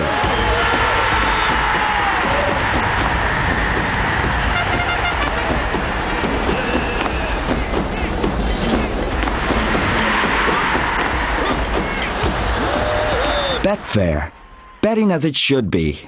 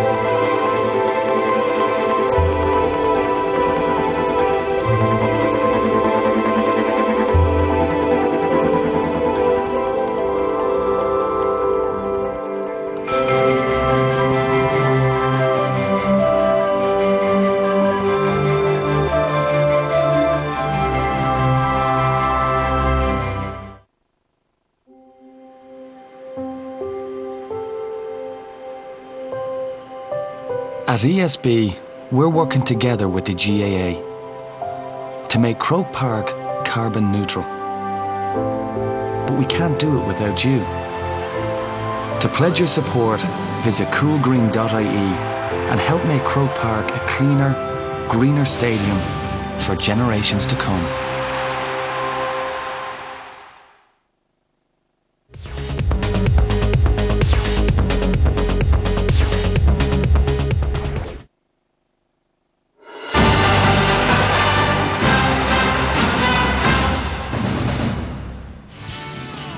Oh, we're enjoying the football here at Croke Park at the moment, but just to remind you that we have some top-class hurling still to come. That, of course, is the All-Ireland semi-final between Kilkenny and Cork, and that game throws in at 4 o'clock. Well, it's a busy and a bit of a nervous day, I suppose, for the people of Cork. Anthony Daly will be in the commentary box for that match, but right now he's actually down pitchside. He is with our GAA correspondent, Jonathan Mullen. Yes, Michael, thank you very much. In less than an hour's time, the teams will be out here on the pitch for the All-Ireland hurling semi-final. As you said, Johnny, to have a quick look at that is Anthony Daly. Anthony, a huge game today. We couldn't have a more dramatic pairing. Kilkenny, 140 minutes of immortality against a Cork team who would just love to beat them. That's right, Jonathan, and fantastic rivalry between the counties. 30 All-Irelands, one each, and you had Kilkenny stopping the Cork bid for 3 in a row a couple of years ago, and now Cork trying to do the same, so it's really one to look forward to, and a fantastic atmosphere building here as well. Kilkenny haven't, of course, played for 5 weeks. Is there a chance there could be caught cold today? Well, there is, and that's the big worry for Brian Cody and his selectors. I think that, they weren't really tested in Leinster either. They beat Offaly comfortably and beat Wexford comfortably. So, you're looking at a Cork team that have come through ferocious battles against Tip, which they just lost out on, beat Dublin in a tough one.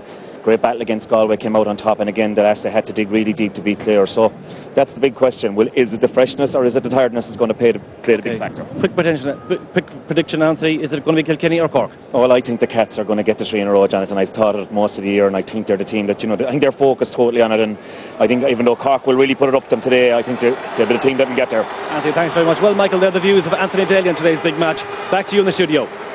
Oh, we're looking forward to that a little bit later on, but just to remind you, of course, that in this All-Ireland football quarter-final, Cork leading Kildare by 2-5 to 5 points. Both teams out in the field getting the action going in just a second, but before that, test of character for Kildare. Can they do it? Absolutely. They need to start winning breaking ball for starters. They've conceded an amount of breaking ball. They're the type of team that need to be winning that amount of possession because they're not going to convert a whole pile of chances up front. I don't think they can. We're going to head back to the commentary box. Darren Maloney and Martin Carney. Michael, thanks very much indeed. There's something very unusual which happened about a minute ago. The Kildare players and the substitutes were out about 90 seconds or so before the Cork team returned, and their backroom team, but they all got into a huddle around the centre of the pitch. Kieran McGeeney and his selectors had a word or two, you could imagine, at half time, but Dermot Earley stood in the middle of this huddle at the start of the second half and, well, in his own way, laid down the law to his team for what he wants to see from them in the second half. They've used 4 of their 5 subs. It's a great sight. Croke Park still filling up. Red, very much the colour, but some white and black and amber in evidence for later on. Second half underway. Kildare trailing by 6. Darrell Flynn made an impression, certainly, since coming on midway through the first half and replacing Killian Brennan. Michael Conway, another one of the substitutes. Anthony Lynch out very quickly for Cork. Johnny Doyle tackled him, fouled him. 2-4 of Cork's tally from play, just the 1 free. Kildare 3 from play, 2 frees scored. John Hayes of Cork. Morgan O'Flaherty is the Kildare right corner back, and Hayes using the soccer skills, and a beautiful pick-up from Hayes, and that is just a gorgeous point. Sublime from John Hayes. This is well worth another look. Oh yeah, that's the score of the day. I thought, in fairness, Morgan O'Flaherty did everything right. Again, John Hayes shows a combination of soccer and Gaelic skills at their most sublime from a very difficult angle. Just watch his control of the ball here. Left foot, little soccering of it. Right foot shape up. And a beautiful score. That's a wonderful start to the second half for Cork. It certainly is, having at times lost their way a bit during the first half. You're never going to dominate all the way through, but they should have been further in front at half time. Kildare just hanging on. Dermot Earley, Alan Smith. 2 he scored in the first half, and Smith taking a lot out of this and drifting it in, and Eamon Callaghan was coming in on the back post. It's wide in the end. He had a chance, he had 2 chances I think to put it over the bar for a point. Oh, right on. There's no doubt about that. Again, a surprise in that case there. If he had a left foot, good left foot and had confidence in his left foot, he could have gone for it. Eventually, when he took the right footed ball, I don't know if it was meant for a cross or a score. It ended up as neither. Again, poor effort actually from a very, very, very promising position. Just in relation to the kickouts in the first half, Cork are coming up with theirs now, but of the 11 kickouts they had in the first half, they won 8 of them. Derek Kavanagh, Pierce O'Neill and Ger Spillane. Kavanagh putting some distance on it. Alan O'Connor and Pierce O'Neill. Space opened up in front of him and it's out to Kieran O'Connor. James Masters. Mick Foley in tow.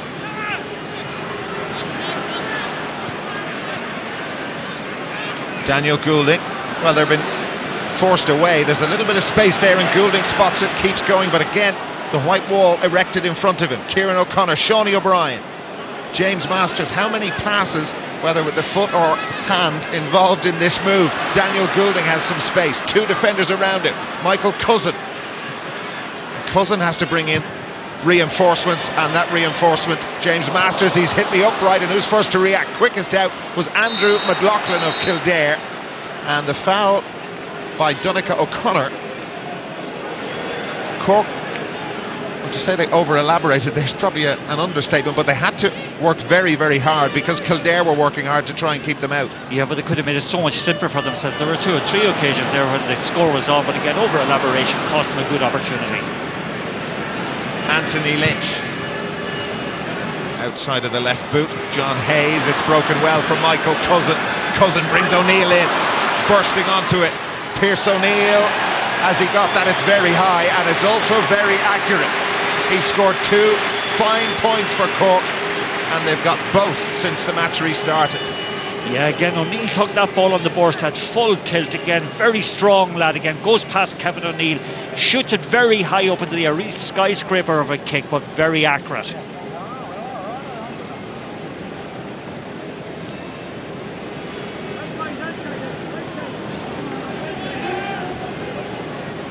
Eight-point lead. Dermot Earley trying to lift himself up in the air off Alan O'Connor. Kieran O'Connor fouled. Yeah, I think the big problem for Kildare from the point of view of kickouts is coming around the middle of the field. Like, there are a number of players out there in Cork's team, the likes of Alan O'Connor, Pierce O'Neill, when he goes out there, Michael Cousins, that have a huge height advantage, and they're certainly making it count. Foul against the Kildare man, it was Gary White, and Cork get on with it quickly, taken by Sean O'Brien. Donncha O'Connor, Emmett Bolton behind him. Here's Michael Cousin. Has he got a left boot? There's the answer. 3 in a row since the match restarted. Well, has he got a left boot, you might say? My God, that's beautiful. Again, I didn't expect that from him. I expected him to come on to the right, but again, a very difficult angle makes it look so easy. And again, he's causing all kinds of trouble because it's not the high ball that's coming in all the time. He's very often coming in, taking the ball, the pop pass, involved in assists to other, but that kind of a score is inspirational. Well, the comparisons with Kieran Donaghy, one of them extremely obvious, but there's another. He can also kick very fine points. Donncha O'Connor of Cork. Brian O'Regan, James Masters. Again, launching it long. It just tails away into the arms of Morgan O'Flaherty.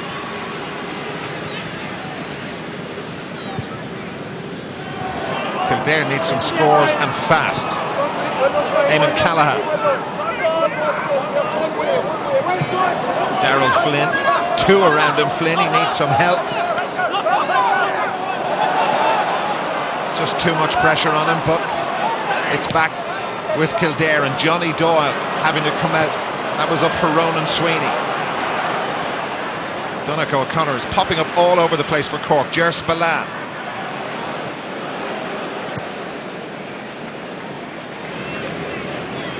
Kieran O'Connor.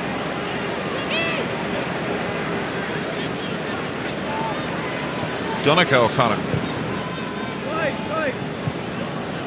John Hayes.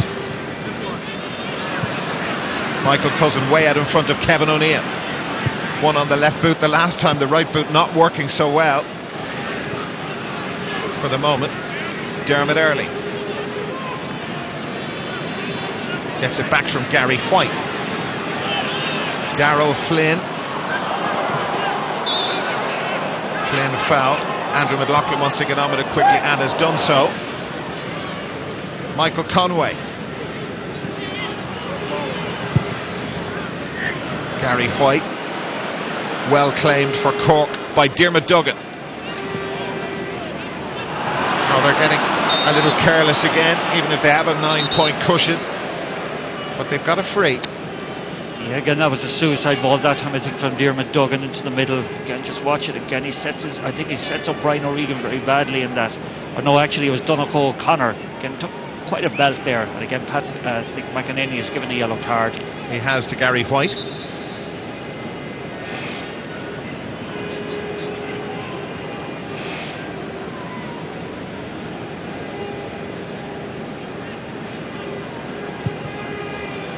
Free taken by Ger Spillane.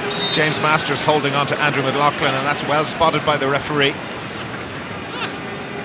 You've often seen those given the other way.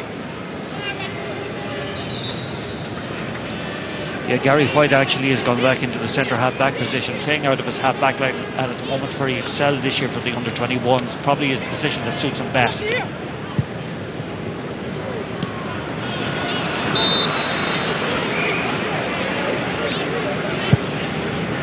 Michael Conway. Ronan Sweeney. Sweeney taking on Derek Kavanagh, and Sweeney still going. That was just outside. Pushed just outside by Derek Kavanagh. How close was this? Yeah, close enough. Again, he goes past Derek Kavanagh. Again, the free is there. Yeah, definitely just outside the large rectangle. And again, a good call by Pat McEnany. The one thing that will worry Cork is how easily Derek Kavanagh was rounded there. Ronan Sweeney, when he fell, was well inside the box, but the foul happened outside. And converted by Michael Conway. So Kildare's first point of the second half coming after 9 minutes. That is their first score, indeed, in the match in 13 minutes. Yeah, again, the big frustration for them today will be their inability to isolate John Doyle and to get John Doyle into situations where he is dangerous. He's been very well marked by Anthony Lynch. He's now playing in the corner position, but again, they're not able to get ball into him. Dermot Earley just dropping back to try and pick up the loose ball, but it's broken forward, and for Sean O'Brien, Ger Spillane, Alan O'Connor, John Hayes. Hayes did make contact with that, but it's a Kildare line ball.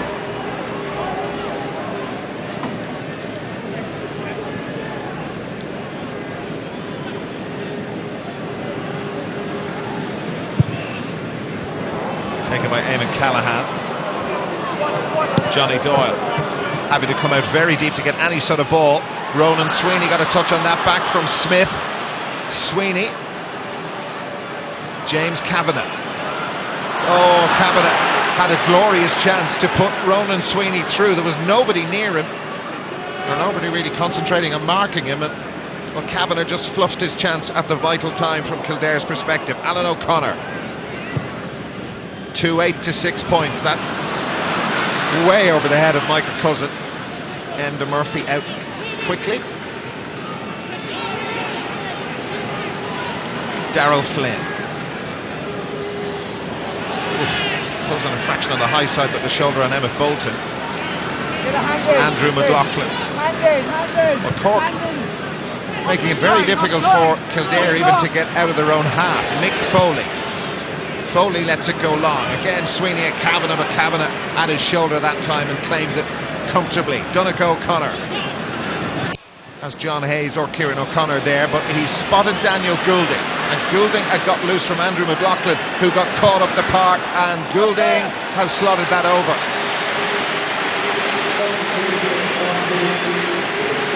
Nicely done. 2-9 to 6. Yeah, that was a wonderful score from Goulding. Again, fabulous pass to set him up, but it must be said that John Hayes was wide open for a goaling chance had he been given the ball. To be fair, Goulding took the responsibility and again fired a good score. Derek Kavanagh has gone off the Cork team That's Michael Shields.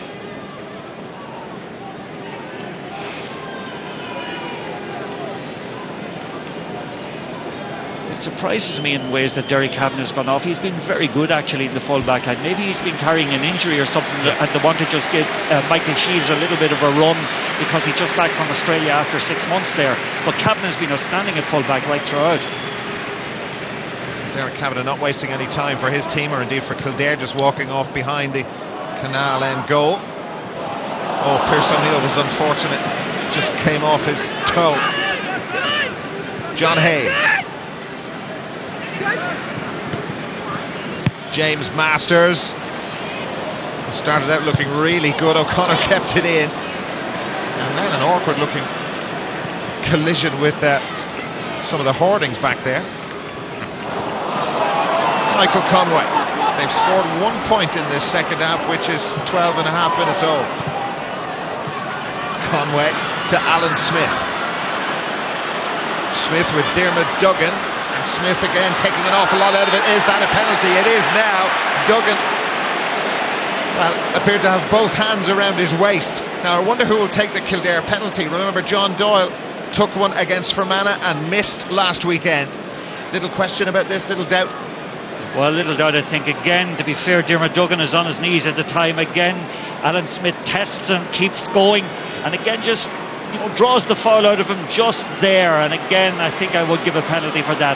But interesting to see, actually, Johnny Doyle walked away from taking the responsibility, and I think it's now being left to, is it Ronan Sweeney? It is Ronan Sweeney of Kildare facing Alan Quirk in the Cork goal. Johnny Doyle didn't want to take it. Sweeney not a very long run-up. And Sweeney, it's too close again, just like Doyle's was against Ronan Gallagher last week. The penalty too close to Alan Quirk, and a comfortable save by the Cork goalkeeper. And is that Kildare's chance to stage another comeback gone? Yeah, that was a wonderful opportunity again. And again, it was tentative, it was scuffed, and there was no conviction whatsoever in the kick. Duggan and James Kavanagh. Anthony Lynch. Well, that was a wild looking at pull on that by Brian O'Regan. Kildare have it. Eamon Callahan. Callahan launching it in long. Smith jumps well. Duggan held onto it at the second attempt. It was Ronan Sweeney who dragged him down. Yes, they've been very authoritative under the high ball coming in to have the Cork full back line. They've dealt very well with the aerial threat throughout. Again, it's been only when Kildare have actually run it that the problems have been caused. But just watch Ronan Sweeney again. Alan Quirk guesses where it's going. There isn't any great purpose or conviction in the kick, and it's a comfortable save. Yeah, he went to place it but didn't place it far enough into that corner. But Quirk a big target as well to try and steer the ball by. It is, he's a big target, and it's from far out, and you need to hit it with pace in Gaelic football, much more so than in soccer.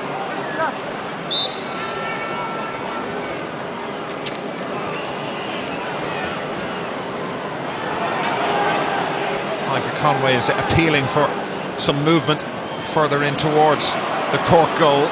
James Kavanagh. Kieran O'Connor not giving up. Pierce O'Neill.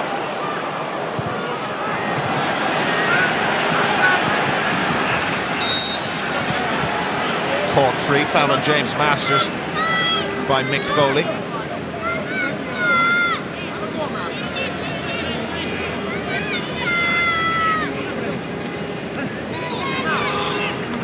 Actually, Donegal O'Connor now is actually just waiting for Michael Cousins to get in the edge of the square. Again, there's a 2 against 2 situation there if the ball was put in, but I think now Gary White has got into a covering position which will actually prevent the ball from getting to Cousins. Cork are warming up a couple of subs. John Miskela and Andrew O'Sullivan. Donegal O'Connor, no, missed it. 7 wides in total, first in the second half for the Munster champions. Yeah, but I suppose any day when you score 2 goals in the first 16 minutes of a game, it really gives you a cushion that can be very difficult for an opposition to break down subsequently. Mick Conway has been prominent since coming on for Kildare. James Kavanagh. Pierce O'Neill in front of it. Gary White, and White gets away from Brian O'Regan. Alan Smith, McConway now ahead of him, and Smith steadies down, shoots, scores. Their second of the second half, still a long way back. Yeah, a good little lad. He's been busy all afternoon. He's never allowed his head to drop. Anytime the ball comes to him, he poses a threat. And again, Diarmuid Duggan, who's been good, certainly has been under a lot of pressure though anytime that Smith has run at him. Well, indeed, I said it was Andrew O'Sullivan. Fintan Gould, wearing number 23, is on for Donncha O'Connor. Brian O'Regan gone off. John Miskela, his replacement.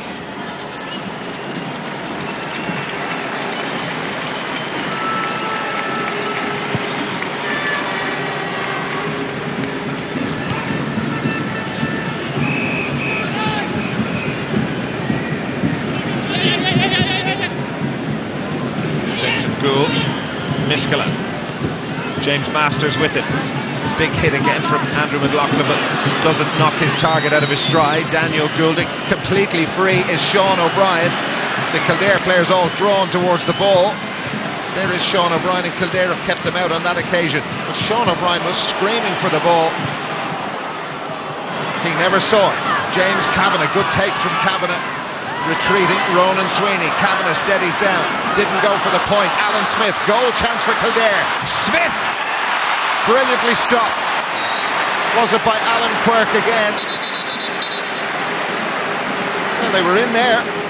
Yeah, and it all comes back actually to the fact that Goulding didn't give a ball to Sean O'Brien when he should have. Again, just Smith's indecision for a moment there. Again, Diarmuid Duggan stood him up very well. Just watch it. Maybe, you know, a little sidestep that time would have done the trick for him. But again, Anthony Lynch comes around, covers it very well. But he had a split second there when he could have actually found the onion bag. Well, it was a combination of Lynch and Duggan, and the ball never got through to Quirk. Yeah, but a good defending, very good defending must be said. But we go back to the far side of the field though. Goulding had a wonderful opportunity, as you said in your commentary, to set up Sean O'Brien for a score. Was selfish for a second time during the game, and again that resulted in the chance being lost. While we were looking at those replays, I thought Kildare would have had a 45, but anyway, maybe the referee gave a free out instead. Ronan Sweeney, Johnny Doyle. Doyle sets that off, and that is a gorgeous point, and that is what we all know he is capable of when they give him the ball, when they can get the ball to him. Well, that's his trademark score, and that's his trademark movement. Again, a beautiful little loop. Again, getting the ball onto his favourite right foot, can score from any angle, and again, the way he curls it in with the inside of his foot, that is, as I said, his trademark. That's a wonderful score. More needed. Cork by 7.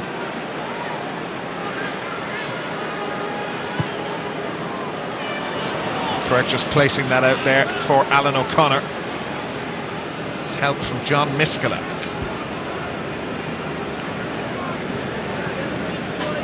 Ger Spillane. Daniel Goulding. Fintan Gould. And Gould puts the distance on it. Cousin Anne O'Neill. Wide. Yeah, again, in fairness, that ball from that position, from the central position, is a very difficult one for Cousins to win. He likes that ball being put in diagonally to him from the wings, but Gould in that case was right in the middle of the goals. That's a difficult ball to punt in, and a difficult ball to actually find Cousins with.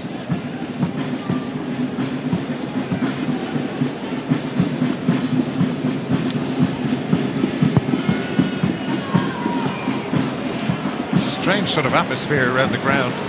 Yeah, it's very muted. Very, very muted, it must be said. Maybe it'll lift here. Ger Spillane. Unusual pass, asking a lot of Daniel Goulding, but he's out there with Andrew McLaughlin. Kildare ball. Yeah, there's no real pressure being put on Cork. I mean, the penalty miss, and again that opportunity by Alan Smith a couple of moments ago, I think would have asked questions of them. But Cork are actually, they've become very complacent in the second half, and they're really going through the motions, and that's with no disrespect to Kildare.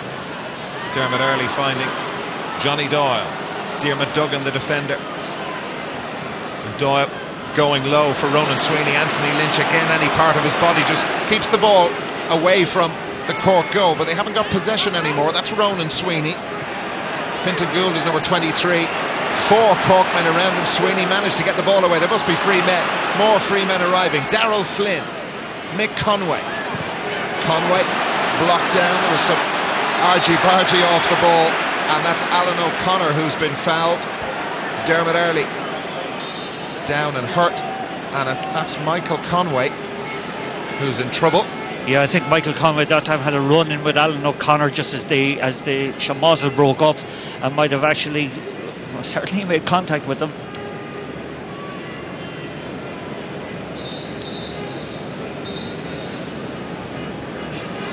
Pat McEnany wants a word with one of the Kildare men.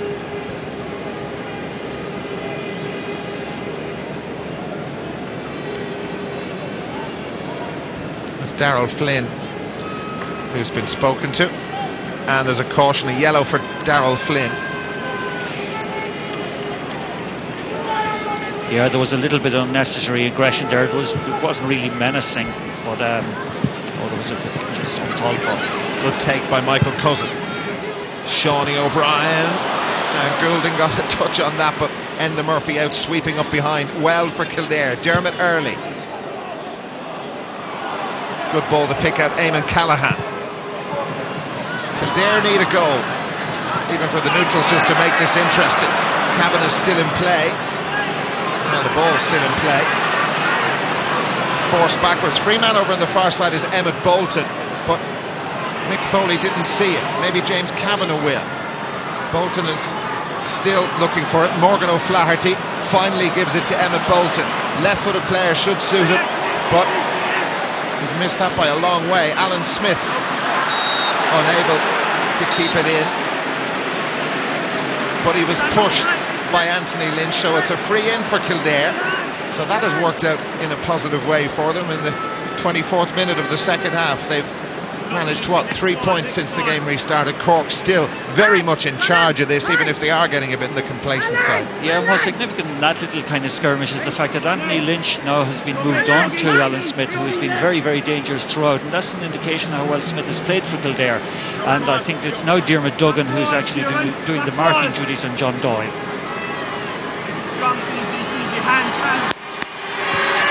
To move them to within 6. Didn't seem to connect with it very well, but it's gone over the bar. And another 3-point spurt for Kildare. 3 in a row without reply. Last 2 from that man, John Doyle. Yeah, and it's been 15 minutes actually since Cork last scored, and a lot of their attacks actually haven't been particularly convincing, and they have fallen short of the intensity that's required. Okay, as I said before, the 2 goals has given them the cushion, and they don't seem to be really pushing on. And those 2 goals still the difference between the 2 teams. Ger Spillane been made to work all the way by Darrell Flynn, who has the yellow card against him already. Cork change. Paddy Kelly in for Alan O'Connor. Well, I think what Conor Cunningham is doing at the moment, he's actually using as much of his bench as possible. A lot of these boys who are out here today haven't played in Croke Park before. I haven't seen Paddy Kelly play before actually for Cork.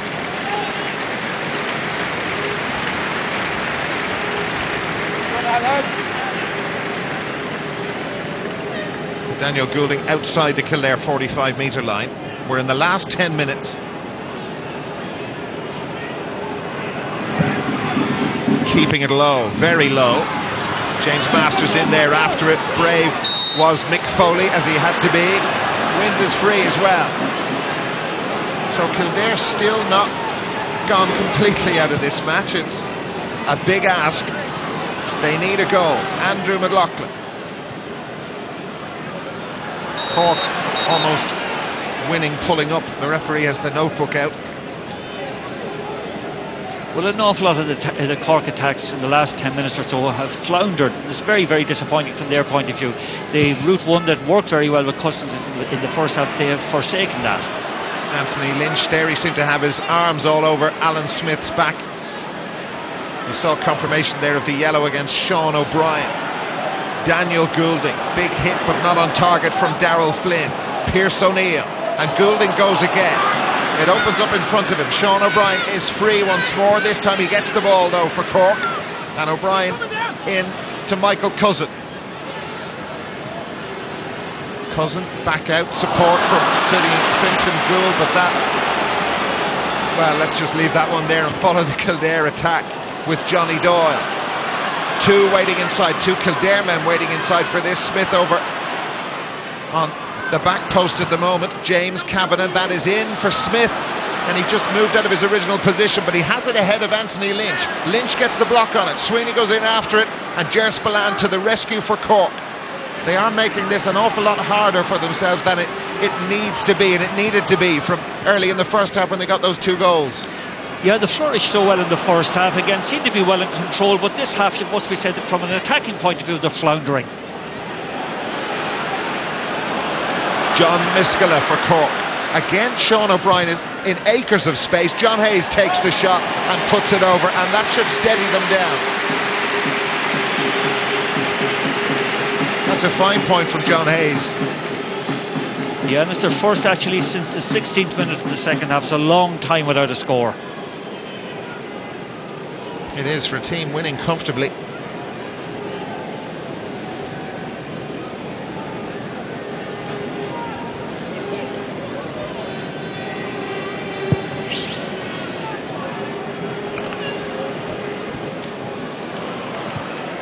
Michael Conway for Johnny Doyle, and Doyle has won the free. Dermot Duggan fouled him before the ball got through. Yeah, and I noticed too, Pierce O'Neill is taking a much more defensive role in the second half. It's nearly a case of what we have, we'll hold on to. Don't be too worried about pushing on anymore. You know, we're going to win this anyway. That's a very bad attitude to take, because we saw what happened with Armagh yesterday when they played Wexford. Attitude was wrong at the beginning, and all of a sudden they were out the gate at the end.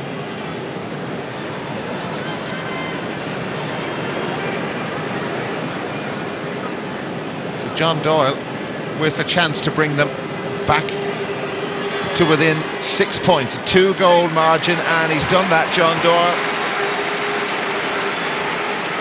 Muted response from the Kildare supporters. 29th minute of the second half.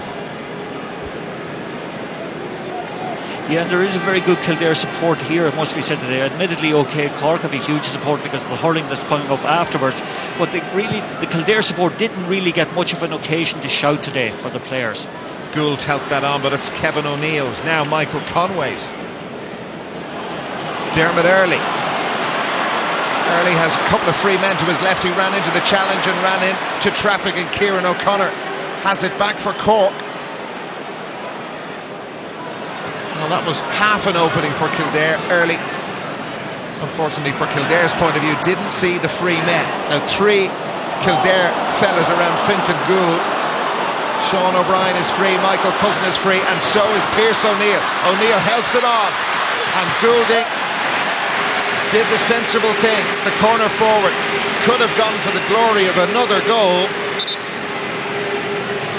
Yeah, lovely pass into the part or into the path. Cousin took it, gave it to O'Neill. O'Neill missed out on it, but again, backing up was Daniel Goulding, and he did the sensible thing again, put 7 points between them. Kieran McGeeney used 4 subs during the first half, wasn't it? In about the first 25 minutes. First 20 minutes or so, yeah, which was quite remarkable. Pierce O'Neill getting back to his feet, but they've now introduced Anthony Rainbow for Eamon Callaghan, so that's all 5. Yeah, and again Cork are quite content to kind of absorb whatever Kildare throw at them, try and take them down on the counter-attack, and that last counter-attack they had was probably, very high quality. Cork could have had a bigger tally than you see in the top left-hand corner of your screen, but of that 2-11, only 1 point of it has been scored from a free. John Hayes. Great sidestep. Daniel Goulding. Wide.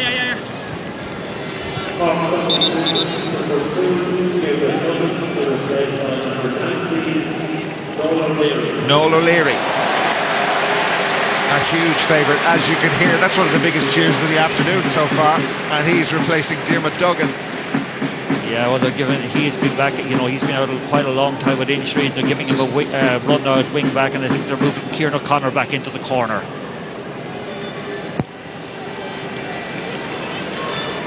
Michael Cousin got hands on that. Breaks for Kildare's substitute, Anthony Rainbow, now Dermot Earley, two of the great names of Kildare football over the years. Back in May when they lost to Wicklow, well, few would have predicted that they'd feature in an All-Ireland quarter-final. They made it here after an impressive run in that qualifiers campaign, but it looked, well, is it all going to end here? James Kavanagh into Smith. 3-in has been given against Michael Shields. He was picking up Alan Smith at the time, and Smith has had a fine game. He's had more opportunities to score as well. He has, yeah. Again, he won that ball again. Got a soft enough free that time, to be honest about it. I don't think Michael Shields really fouled him. But again, it gives John Doyle an opportunity to bring it back to 6 points. So, Johnny Doyle, over it goes. 2.5 minutes of normal time remaining. Yes, 6 point game. Yeah, 6 point game, and it must be said though, the Cork are comfortable throughout. Again, those 2 goals that we've said it before have given the cushion. They're quite content to actually have used that throughout, but they have never really been extended. And to be honest with you, they leave this game today with still a lot of questions to answer.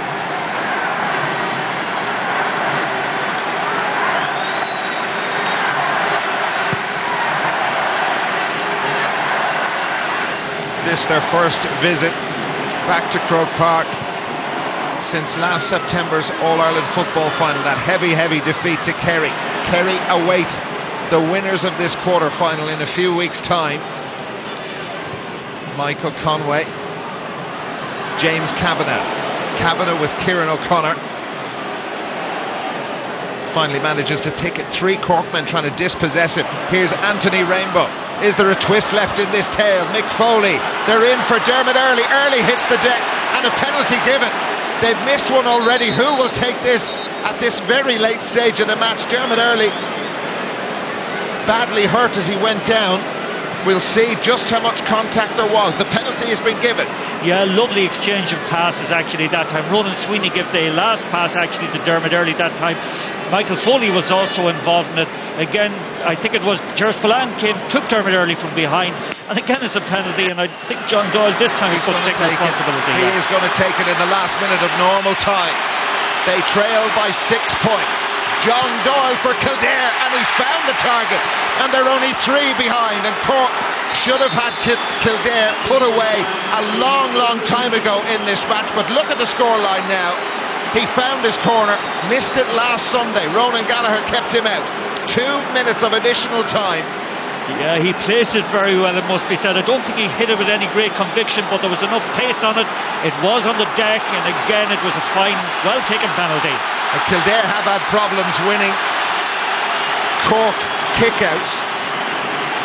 They need this one now. Never mind what's happened in the match before. Just 3 points between them. Fintan Gould for Cork.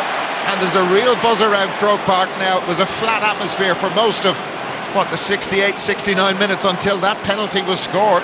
Cork have only themselves to blame. They should have had that game absolutely wrapped up. They should have built on their ascendancy, built on the scoreboard when they were in the ascendant. But to have allowed Kildare back into it will certainly create a lot of doubts for the next game against Kerry if they come through today. John Hayes, you do have to give Kildare a lot of credit for hanging in there when almost everything was going against them from the first 20 minutes. It's Daniel Goulding for Cork, trying to track a way through. That's gone wide. And the referee, well, he seemed to blow the whistle. That's been signalled as a wide. I thought he blew the whistle as if it was for full time. Well, I thought he blew the whistle. I thought he was actually showing a black card at somebody there for a foul. I thought it was a free in for a moment, but we'll give the benefit of the doubt, and certainly it's a kick out for Kildare, and anything can happen. Wasn't that around 10 years ago as well here, the hurling match that finished early? We're not going near that again. Enda Murphy for Kildare. They need the ball, but Cork have it. Here's Fintan Gould. Gould lets it around to James Masters. Now Pearse O'Neill. O'Neill with Darrell Flynn at his shoulder. Now trying to draw this in is Paddy Kelly, but Murphy under it. Very safe pair of hands. A Cork player, Shawnee O'Brien, ended up on the floor. And Enda Murphy taking that out a long way. Kildare, will they have one more chance? Have they a plan to come up with a goal? They need to get out of their own half first. Remember the late goal they got in round 1 of the qualifiers against Cavan to book their place in round 2. That was scored by James Kavanagh. Here they come again, Morgan O'Flaherty. And here's James Kavanagh, he's got some space. They need a goal. Kavanagh helps it in, they're all queuing up for it. Smith in there, early trying to get it. Cork are all over the place, they're a mess at the moment. James Kavanagh sends it back in. A goal is what they need. Will they get it? And O'Leary just pulled on that. Pierce O'Neill has helped it back and into Kildare possession. This is a remarkable finish to a match that should have been over long ago. Alan Smith pulls on it. And it's come off Michael Shields. And where on earth has that gone? It's gone out for a Kildare line ball. The 2 minutes are up. Kavanagh, just a hit and hope. Who'll come up with the ball? Here's a chance for Early. Was that a foot block? It was Paddy Kelly back in there for Cork. And the referee blows full time. It's over. And Cork just about hanging on at the end. Kildare, they should have been destroyed. The match should have been over at half-time with all the chances Cork had, those 2 goals, but they stopped playing. And they fall over the winning line. They'll play Kerry the next day, but play like that against Kerry and it will be over after 20 minutes. Well, for all the remorseless attacking they had early on, they simply, as you said, just fall over the line at the end. They've only themselves to blame for it. Again, I would wonder at the very end, should there not have been maybe a third penalty? That looked to be quite a dangerous situation from a Cork point of view, promising one from a Kildare point of view. Dermot Earley looked to go down. Whether he was fouled or not, I don't know, but if he was, it should have been a penalty. Was this a foot block? Ronan Sweeney took that first penalty. I wonder will Johnny Doyle regret not taking the first one? Was that a foot block? No, good block. And in all fairness, I'll retract what I said. A very, very good block by the Cork defence. Dermot Earley was well tackled that time. Again, good discipline by the Cork defence. But they'll leave this pitch today and they'll be wondering about themselves. How do we let a situation that was so promising early on kind of disappear?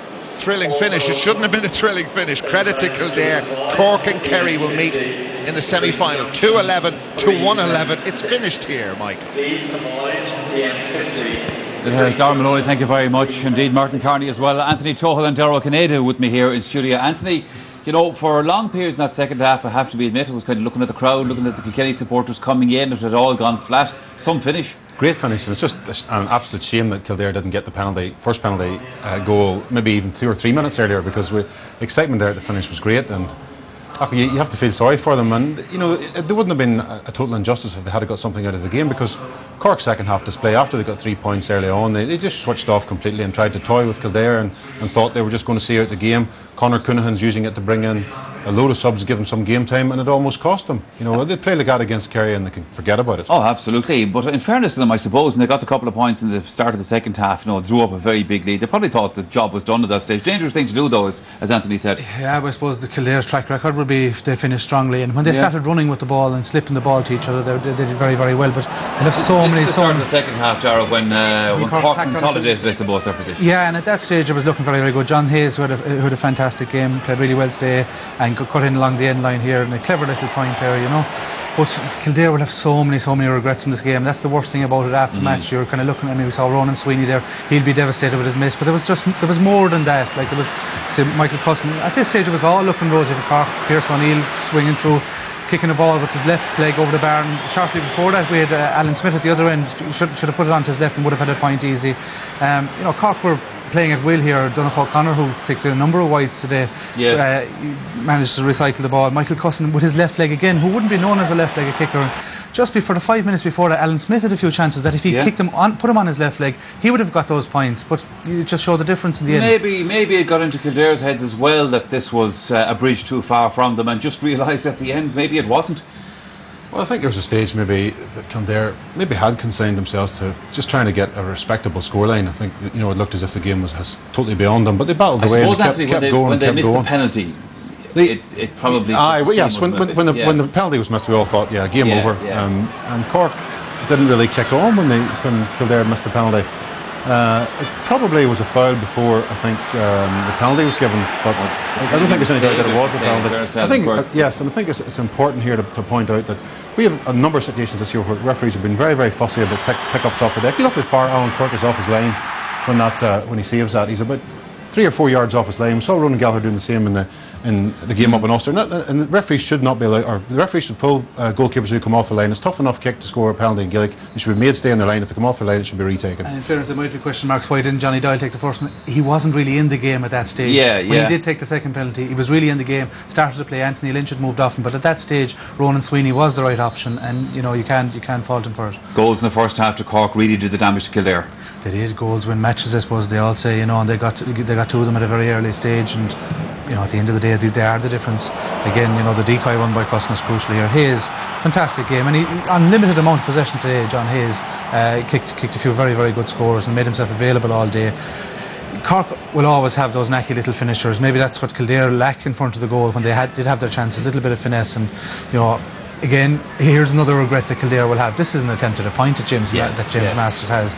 Michael Cusson makes a run in here and taps the ball to the net, but it's a huge regret for Kildare, that they left the game slip away from them so early in the game and realised maybe when it was too late that they question of a square ball, we were saying last time. I think we'll need the benefit of the technology. I think looking at it out there, you'd have thought, right, there's not really anything wrong with that. When is the ball in the square? When is the player in the square? Yeah, it's the benefit of replays and slowing it down, you can prove it. But I suppose the fact that he was allowed to sneak in and get a goal like that. Yeah, but it's a very hard ball to defend against, Michael. You saw the number of goals have been scored this year with fellas coming in blind, and really it's a communication thing between your goalkeeper's the one that sees everything, and he should be communicating with his defenders or going and dealing with the situation himself. But the goals really were the big telling difference. There's so many what ifs. Like, what if that James Masters one went over the bar? You could see the point to 2 point difference. What if they had scored that first penalty because they scored the second one? It would have made things completely different. Yeah, and they deserved it. It was another legitimate claim for a penalty here, and this is what Kildare are good at. They've got goals like this against Limerick and against Cavan, passing the ball amongst each other, create an opportunity here. Dermot Hurley does well here, definite penalty, and Johnny Doyle, who was very much on song in the last 10 minutes, decides to take this one, and it takes a fantastic penalty, in fairness to him. Buried right in the corner. Again, on Cork's off his line a bit, but not as much as the first one. But it was a shame that we didn't get that just even 5 minutes before. Kildare really had no time then to kick on from it. A scramble then to try and. You can't just isolate Alan Kirk for that instance. All goalkeepers are at that. They're coming off. No, I'm not blaming the goalkeepers. Should have the right to do it, but the referee should be pulling them back on it. The point that they're making. Okay, it's Cork and Kerry. Yeah, and there is certainly there today a chink of light from a Kerry viewpoint. They will have seen weaknesses. Yeah, it's a good position for Cork to be in as well from a management point of view. They can tell them, listen, Kildare shouldn't have been in this game. They're got themselves back in the game. Kerry are a better team than Kildare, so they're in the right frame of mind going in. But from a Kerry viewpoint, there are chinks in the armour, and I'm sure they'll be looking to exploit them in a couple of weeks. Anthony? I think it's too many chinks. Maybe a full back, and maybe that's the one big thing that Cork can exploit them on, is playing Michael Cusson in full forward. Forget about all us bringing him out the pitch. Put him in full forward. Get high ball into him. It's the only place where Kerry are a little bit sus is onto the high ball in their full back line. Other than that, Kerry's performance yesterday was just pure class. Alright, gentlemen, we're going to take a little break from the action here at Croke Park. It is, of course, my thanks to Anthony Tuchel and also to Darragh Canada for their contribution to this football discussion. Cyril Farrell and Michael Duignan are back with me here for our next big game. That, of course, is Kilkenny versus Cork.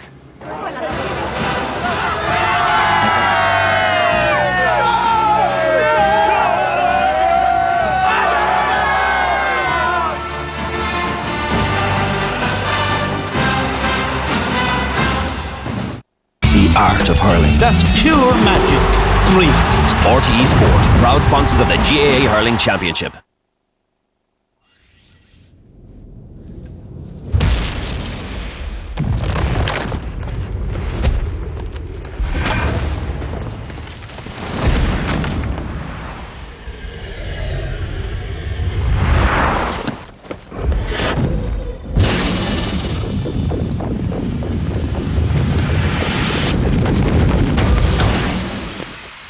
Guinness, hurling cubed. Register your team at guinness.com.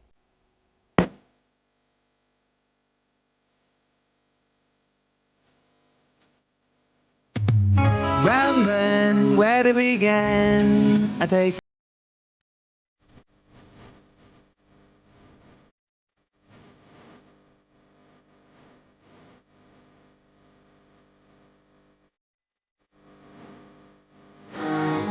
On days like today, where else would you be?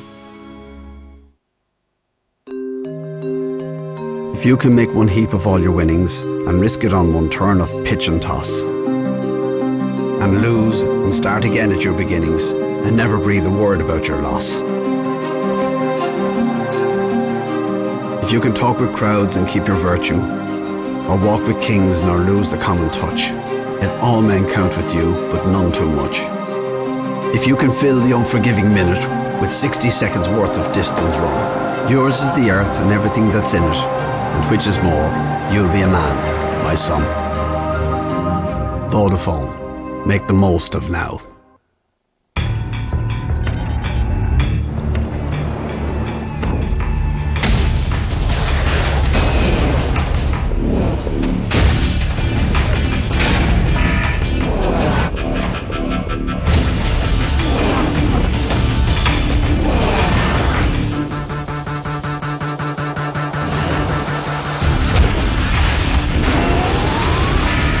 Energize sport, fueling the passion.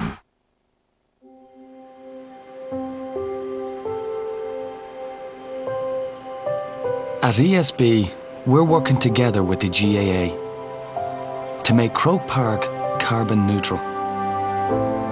But we can't do it without you. To pledge your support, visit coolgreen.ie and help make Croke Park a cleaner, greener stadium for generations to come.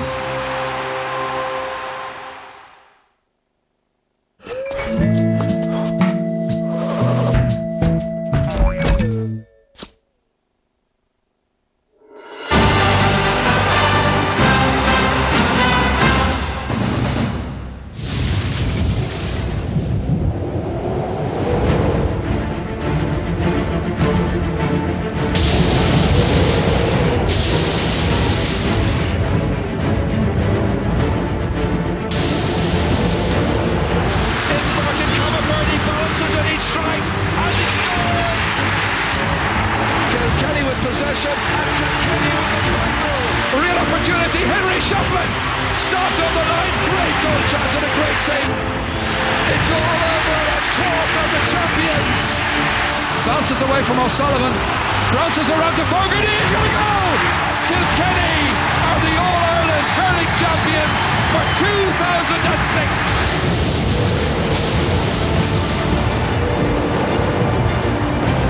I think today it's just a bit of pride in the fellas heading themselves in their teammates. On this day, any team can win. We have a mammoth challenge that